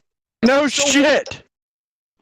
So why are you saying that Newton's laws work or Ohm's laws work? They're not Ohm's laws. They're Newton's laws. They're formulas, dumbass. They fucking work. What are you talking about? I didn't say I agree that there's electrons or there's photons or mass attracts mass. A law is a fucking formula, dude. Okay, no. Jesus Christ, dude. Hold on. Calm down. Let's back me up here. Calm down. Brian, you got to calm down. Right the hand. Do you have a problem with men's interpretation of nature? I have a problem when he says a law is a formula, because a formula is a formula, right? So once something becomes something else. Call it a law, dude. Call it a fucking law. Are you kidding me? Brian, hold on, man. Brian, take it easy, man. Down. Okay, so you're trying law, a formula, repetitive nature of reality, whatever freaking word you want to apply to it, the arbiter of what is going to happen is a reality, not Newton's thoughts, not Ohm's thoughts, not any of these people, right? And this is where the ball earth was created. It was created with Newton's interpretation of the laws. He then created acceleration, which created a force, which created gravity, which created all this shit from a rock falling down. For all you know, right the hand, you Dude, could be wrong about why the globe came to be. Newton could have came up with an equation, and they could have simply used it to further. Yeah, Newton didn't agree with mass attracting mass, bro. Exclusive though, you're making it seem like one came after the other, and it don't go like that. Wait, that's not my point. Hold on. I like what you said, but let me respond right to him because I agree. There ain't no electrons, all this and shit. Like I said, if it works and help us, they should have called it Ohm's formula. They should have called it Newton's formula. Okay, they should have called it. God dang, I can't believe I'm brain farting on that. They should have called them formulas. Okay, but when they go to space, when they go take it out to space, then they have to start bending fabrics and shit, and that works for nothing here. Okay, they could make their electron. They could formulate their shit to make it work, but nobody's going to understand it. Not even Rumpus, and he's a mathematical idiot genius. I'm just saying, what I'm talking about is the laws are formulas. They should call them formulas, and they work for building shit. I'm not saying I agree with all their nonsense, bro. You're misjudging me. When you say math formula, right, you're just saying what you mean is a bunch of symbols. 1, 7, 5, 3, 10, 14, 12, 6, B, 7, 5. How does that relate to reality in any capacity? Rename it. I'll use it. Rename it. Hold on. You're the one that is telling me that these symbols... I'm not telling you shit, bro. Brian, calm down, Brian. Jeez, bro, you're a calm down, Brian. Calm down, Jimbo. Calm down, Matrix. Everybody, calm down. You're just screaming, bro. So when M1, you say M1 plus M2 over R squared, what is that? Brian, go. Show us that. Show us M1 245 squared in reality. Show us that. No, you can't. That is not something that is going to happen. Okay, that saying M5745, M27 is the smart, dumb, stupid way of saying a rock falls kind of fast, right? Bro, as soon as you look, as soon as the stream's over and you look and see what a law is, it's a formula, you're going to feel so stupid, dude. I'm not saying that I'm not saying Ohm's law proves electrons. I'm not saying Newton's law proves gravity. I'm trying to say to have a circuit board, you need to know Ohm's formula. Okay, called a law, bro. Okay, and I'm telling you to make a circuit board. You don't need to know shit about Ohm. The only thing you need is reality and the components that make a circuit board. If that dude Ohm was never born and math was never invented and there were no symbols 1 plus 7, you could still make a circuit board because math. And this is where hold on. Hang on. Let me just make the point. You keep deflecting away, Brian. You keep deflecting. You say it works. I'm saying, tell me where and how M175 connects to reality. How does let me tell you. You asked me a question. Now let me respond. Okay, because if you don't know the resistance over the voltage, if you don't know how that correlates, and you have a battery and the shit don't work, then the formula will tell you what's wrong with your fucking battery, and it'll allow you to make a meter. Okay, I'm not saying there's electrons. Once again, buddy, I'm not trying to say that there's electrons. I'm trying to say, he just asked me a question. I'm responding. Brian, please. That all came with trial and error before V over IR, right? All that came with trial and error of reality. Exactly, dude. And the math is the trial and error, dude. Thank you, Aaron. Thank you, bro. It came with yes. Listen, let me respond. It came with trial and error, and they pinned it down with math, bro. Listen, once again, it doesn't prove an electron. Okay, what it proved looked like Coulomb's law. Guys, all right, let's move on. I think you guys both made your point. I get it. I need to add something, please, Brandon. Go ahead, Rob. I just got to stop him from dumbing it down too much, bro. I like where he goes with shit, but he takes it overboard. He doesn't understand that laws are math. Law for Brian, quickly. Go ahead, Rob. Ohm's law may be called a law, but why do they have plus or minus 5% and 10% when dealing with this law? I'm not saying because electrons, because of protons. I'm not saying all that. So, yeah, well, I'm giving you an answer that you need to hear. Jimbo to He didn't screaming ask you about people and arguing electrons. He people. asked you why the The formula is tolerance wrong. on a resistor. Hello, it's because the cheap carbon resistors are just that. There's some carbon rolled with wires stuck in the end and sealed, and they're not perfect. They can work within a certain value range of what they're indicated. No, it's because reality's not consistent. That's why. Well, No, it don't matter, dude. He did listen. Right, the hand is arguing with me when I back him up all the fucking time, dude. I've been listening. I'm not arguing with you. I'm arguing with the work point. Dude, you'll argue with anybody, right? The hand. You talk about people are shills and all this shit. You argue with the QE and fucking, and you argue with me, with Jimbo, with Matrix, with anybody, dude. When we're on the same side, you want to call somebody a fucking shill? Brian, I don't argue Off this channel, bro. All You need to leave guys. this channel, bro, motherfucker. Listen, guys, I don't want to go down this road any further. Let's just drop it right here. If you have something more to say on it, you can say it in final thoughts in just a minute. All right. Let's just take a couple deep breaths. Can I say one thing?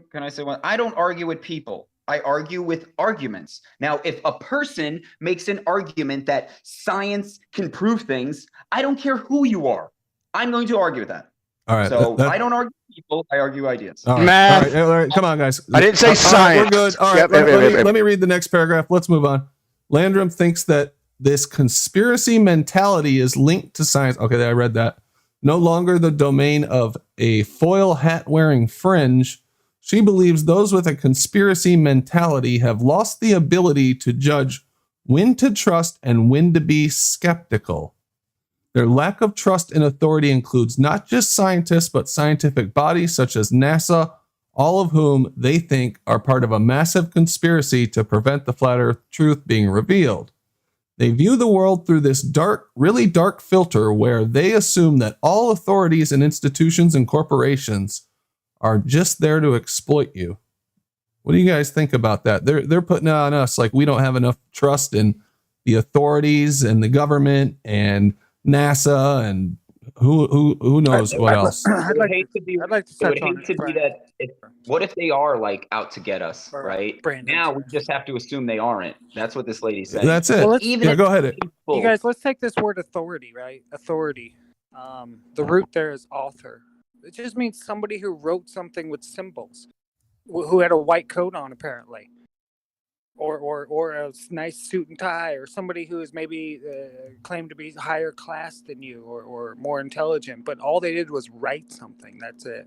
If we take the word author as how we know it in English, right? So authority doesn't grant any divine status of expertise or anything. It just means you wrote something. Okay. Well, authority also implies the ability to initiate an action. And so they're saying that the arbiters of truth have to be them. They're saying it in all but, deed and action, but they're saying that they are the most objective way to find, truth, and there's nothing else that is acceptable. So they are in turf war with other people who reject that authority. I think there are millions of fiction authors, right, that people read every single day. Should that be a substandard of their truth of reality? Hold on, let's look up the definition of authority, because I think you've got one definition, but I read some other connotations into this, how this word authority is used. And here's one: the power or right to give orders, make decision, and enforce obedience. A person or organization having power or control in a particular typical political or administrative sphere. That's how I think of that word authority, not about authoring that's something. Who has the authority? Who do I have authority over you? Who gets to say who has authority over who? Well, it's a mental construct that we buy into, which I think is where you're going. Yeah, you have to give somebody authority over you. Exactly. And that's exactly what we refuse to do, in my opinion, and what this lady doesn't understand. Exactly. We're not subservient. Yeah, the way that they're well, treating but it we is, can't. But see, we can be. I think that she's deliberately making it seem like we're paranoid or whatever. Like we don't have any reason to question anything because it's all on the up and up. Mentally, we can be subservient, SE. I ain't fucking paranoid. You're right, Aaron. They have us whipped right now with the mask thing. You're absolutely right, yeah. bro. Well, the thing is, this stuff like this makes people even afraid to engage flat earthers because even in this day and age, you know, having a real hard political discussion or intellectual discussion, you know, people lose friends over this. It's just a lot of trouble and it's not worth it. So people shy away from even talking about the topic. But when people, you know, talk to you about it, just be, you know, nice and calm and be like, look, these are the problems. This is why I can or can't glom onto this. Just be reasonable with them. They're probably going to agree to disagree anyway, because a lot of people just don't want the trouble of the hassle. But just give them the main bullet points, you know, maybe 2 or 3 things. And if they're interested, you can go into it. But they want us to be, you know, anxious and antagonistic to prove their thesis that we're just beyond the pale. But if we just give them reason, bullet points, and evidence, that just makes their thesis fall down right there. Yeah, and you know, I got to be honest. I don't feel like this word conspiracy mentality describes myself, at least, in that I don't look at everything as a conspiracy. It's just that we don't accept the things that we're told as being true just because the person who's telling us is wearing a smock or on TV or was put in charge of some administration, because we've been burned so many times. It's not like we just woke up one morning and decided, I'm not going to believe the people who, you know, are supposed to be helping me or overseeing things. We have plenty of fucking reason not to believe them. You should pull up the definition of conspiracy, because people conspire together all the time. That's Look what up it means. who coined To it, conspire. Brian. That's literally I'm what it sure means. we're all aware who coined it. Conspiracy theory, I know. The CIA coined it. Correct. Well, Just the thing conspiracy. is, well, conspiracy theory has makes one have to bring together so many different connections, and people have a hard enough thinking in unauthorized ways as it is. So for them, conspiracy thought is thinking in many different unauthorized ways, where you have to make more connections than people are really willing to make. It's hard enough proving one. Listen, y'all. Down this road. Listen, one thing I noticed, Lemon, is what comes around goes around. One thing I noticed my whole entire life is what comes around goes around, and what comes around goes around. So when they use that, it backfires on them. Even when they use conspiracy theory, it kills their theory of relativity, saying it's proven and shit. It makes theory sound like bullshit. So everything they do, it comes back on them. There's no getting around it. What comes around goes I around. don't think the word matters. I just think the implication of how they use it is what the people kind of get. You know, it's how they use the words. I don't think what the words really means matter to the public. If they use it in a certain negative way, the people are going to think negatively every time they hear that word. And people tend to respect people and institutions, so they'll trust it if it comes from a doctor more. They'll question it if they have to, but otherwise, if Dr. Anthony Fauci or the NIH says it, they're going to be prone to or programmed to believe it. So authority in etymology, authority etymology is from the 1200s. It's autorite. It's from Old French. So SE might be able to help me out with that pronunciation. Autorite, octorite, something like that. It means a passage or statement, book or quotation that settles an argument. That's from Old French. But you go a little bit further into the Latin, which is auctoritatium, is invention, advice, opinion, influence, or command. See author for the root. All right. When you're talking about authority, people are willing to give authority if it's legitimate. What we think is legitimate authority? There's the simplest one, power, but beyond that, who was here first? Who is the person with the competency to initiate the action versus, say, somebody else? People are perfectly willing to let the scientist initiate if they're like, I don't know how to deal with this. This is interesting. Science, you guys do the initiation. I'll just stand back and take your orders. So it's first come, first serve, competence, power, or will. For authority. Now, for author, it says it's roughly mid 14th century. Meaning, same with the Old French auctor, A-U-C-T-O-R, or autour, A-U-T-O-U-R, meaning father, creator, one who brings about, one who makes or creates. Interesting. That is interesting. Let me read this last sentence, then we'll go into final thoughts here. One more sentence. Let me see here. Where is it? McIntyre adds that flat earthers he interacted with each believed a selection of conspiracy theories, including that governments control the weather and that chemtrails from aeroplanes consist of chemical or biological agents. Yeah, they admit that. Some of them, yeah. The only one I found that they all believed, he says, was that we hadn't gone to the moon. If you offer them back evidence like the view of the Earth from the moon, and they say it's fake. Indeed, many flat earthers are more invested in the idea of a conspiracy than in providing a workable model of a flat Earth. Just a side note, author was commonly mistaken with the word actor, like that old French actor. And it says in medieval Latin, it was also mistaken on the assumption or confusion of Greek, the origin of confusion, and or authentic. Yeah. And well, also I think there's a lot of lies out there, and so people aren't prepared unless they've gone down a very specific route of discovery for all this stuff. We were lucky because we probably got red pilled with things like 9/11 or the medical industry or the government and all of their shenanigans, and it was a process. When we meet new people, sometimes they're not interested in starting the first step of the process, let alone being bombarded with multiple theories. And so it helps if they're even interested to do one at a time, if that. But, if you overwhelm them, they're just going to be like, look, I'm out. And they're just going to be scared. Their fear response will kick in.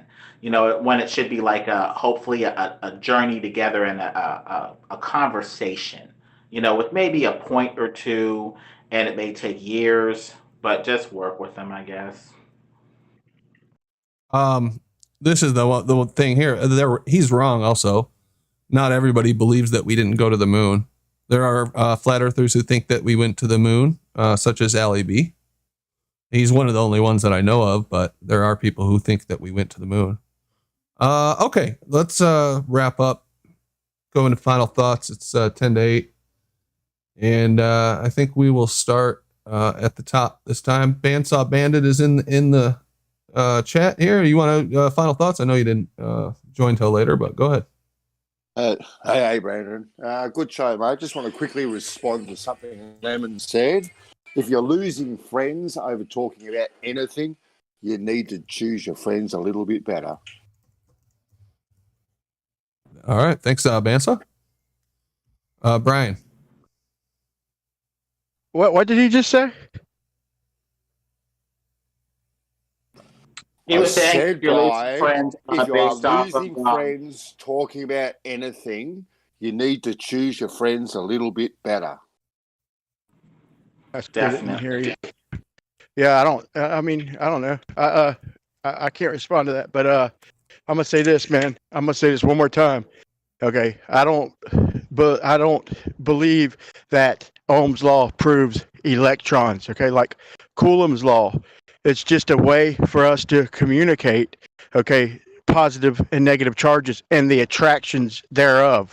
Okay, so if I use Ohm's law, if I have a simple circuit board and I was trying to make an e-bike and it doesn't work, okay, I could just try 100 million different things, or I could just simply formulate the Ohm's law for the size battery to use or the resistor to use, and the next fellow can do the same shit instead of reinventing it. It's just a way to communicate the math. Now, when they start saying that it proves shit, like, I don't think Newton ascribed. In fact, he said he didn't ascribe to long story short, to mass attracting mass. They came to find mass. Okay, when it comes to laws, look it up. It's just formulas. Okay, but when they start bending the fabric of space-time, that's when they start getting in over their heads, and that's when science leaves this earth. And that's when shit starts hitting the fan, and they have to try and explain expanding universes and all this shit that has basically been pointing toward geocentric Earth the whole time. All the actual experiments have pointed toward a geocentric Earth. The only one that doesn't, that they claim, is Foucault, and that requires a pendulum of a certain size, and it's not even accurate. It fluctuates, it varies, it's nonsense. But I agree with right to hand, but I need you to know that what I'm talking about formulas, when I said Newton's laws work, I didn't mean that mass attracting mass works. He didn't even ascribe to that. What I just meant is that the way we communicate, okay, works through the math. It's just communication. It's just describing shit. Doesn't prove nothing. But I got kids, and if I got solar panels, this or that, I'll go ahead and end it there. But I got children, right? And I don't know if you have children, but if I'm trying to teach them shit to save them time, then I'm going to describe Ohm's law to them so they know how to, heat their fucking kids, the grandbabies and shit. It's not proving electrons, and all these laws ain't proving photons, all this stuff. It ain't proving mass attracting mass. It's just a way, it's a description, it's math, okay? And yeah, math is the only thing that has proofs. I believe real science can probably prove things, but only through math. Math has proof. Geometry has actual proofs that we can prove. That's it. All right, thanks, Brian. Hellfire Hammer. Jimbo. Oh, there he is. Yeah, go ahead, Hellfire. Well, I tend to agree with Brian. Say anything? I was just listening. Okay. Nope. Did my mic go off? I thought I had it muted. Oh no, we're doing final thoughts. You were in here, so I thought I'd give you a chance to say something if you. Oh yeah. No. I'm only idly listening. Okay, cool, man. Thanks. Yep. Jimbo. Yeah, I tend to agree with Brian. I don't agree that the so-so stories we follow are actually what's going on, whether it's electricity or I don't care what. We wire our cars in North America with the negative to positive theory for electron flow. And in England, it flows from the positive terminals to a bunch of holes to the negative terminal. Exactly the reverse. But you put a key in a car here or there and start the engine and you roll with it. So the so-so story, that's where my bread and butter comes from. Sure, I know it's just so-so and it's not based on actual reality and, the pure physicalism that whatever it is or halfway between, but it works. Like you say, you need these formulas, to make a PC board work and put together a little AM radio or FM radio or whatever you want to make. You don't just say, do it with reality. Here's all the stuff. Just plop it on the board. It should work because that's how reality works. That was kind of a low blow. All right. Anything else, Jimbo? Oh, you done? No, I'm good. Cool. Thanks, man. Howard.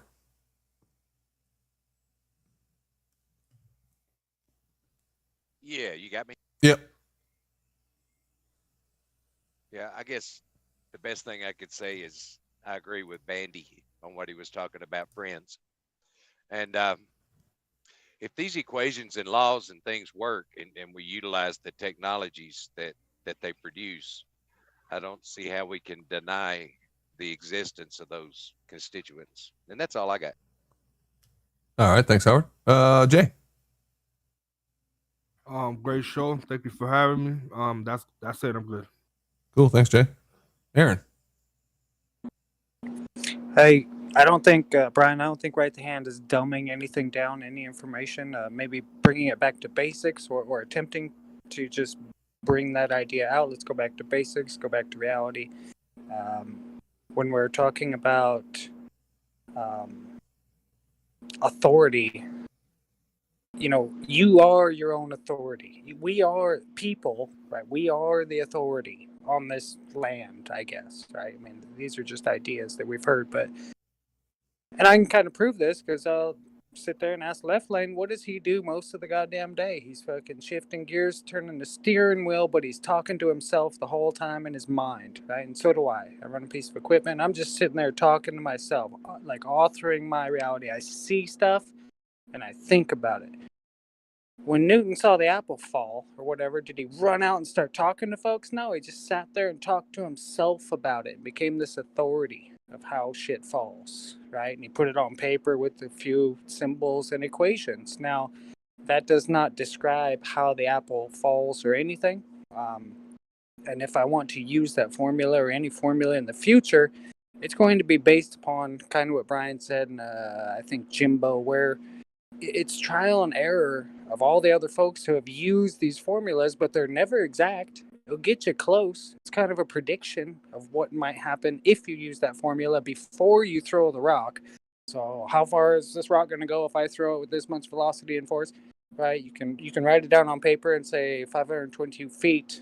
Somebody else can say 522 elbows. Right? We can use any symbol or measurement we want. It might get you close, but it's not going to be exact. And there's one more thing. I'll think of it in the after show. Thanks, Brandon. Cool. Thanks, Aaron. Lemon.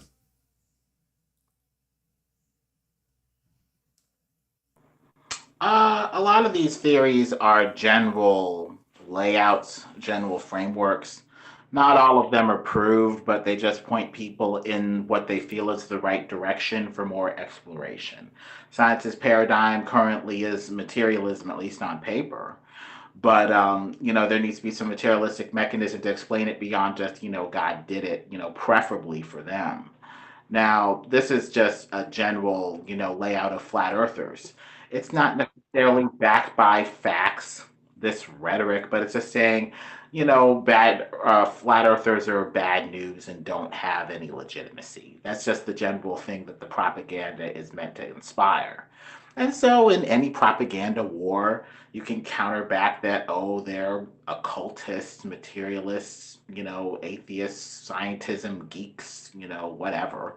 Or you could just, have fun with it. Show them how much fun flat Earth is. What you're learning and stuff. It doesn't have to be a conspiracy, thing or whatever. Just share some, cool little factoids and stuff and make it fun. It helps diffuse some of the situation and the fear that they're trying to use to inspire people about flat earthers. There's many ways to fight this propaganda. Cool, thanks. I remembered what I was gonna say. Lightning, right? It's like the most visual reality we can see of what could be called electricity, if you want to call it that. And I'm not too sure that Ben Franklin checked the resistance and ohms on his kite and the key, before he sent it up.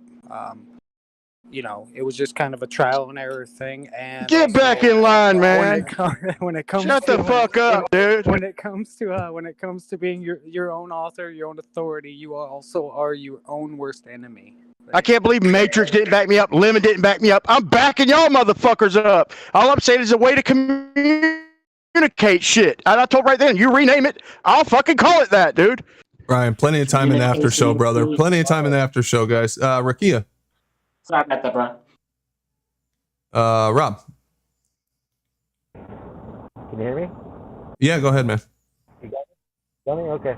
Oh, great show, Brandon. I'm glad we could all come together and discuss these things. Let's just try and not get so overworked on these issues. Like, I realize that they hit home for a lot of us, but let's not yell at each other over it.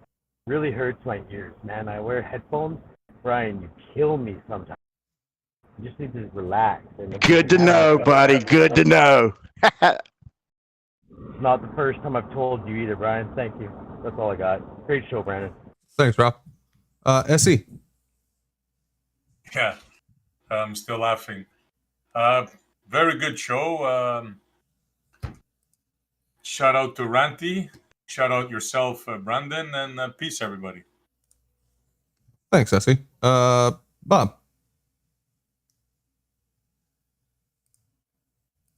Bob Dole, you there? Right the hand.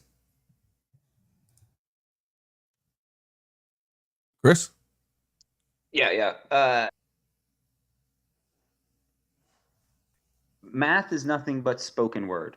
Okay.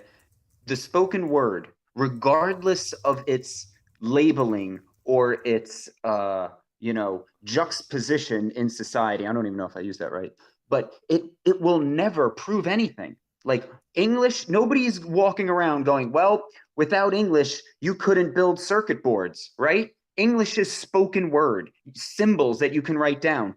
That is exactly what math is. Math is nothing different than English. It is spoken words with things you write down. Yet somehow in this world, the math is like the horse, right? Yes, the horse is just like every other animal, very similar to the cow, but we have elevated it, right, above all the other animals. And it's, equestrian, and there's this whole group of people that ride horses, and no, it's just like everything else. So when you say math proves things, if math can prove things, then English can prove things, because they are both exactly the same thing. Spoken word, right? Think about that. Great show, guys. Thanks, right there.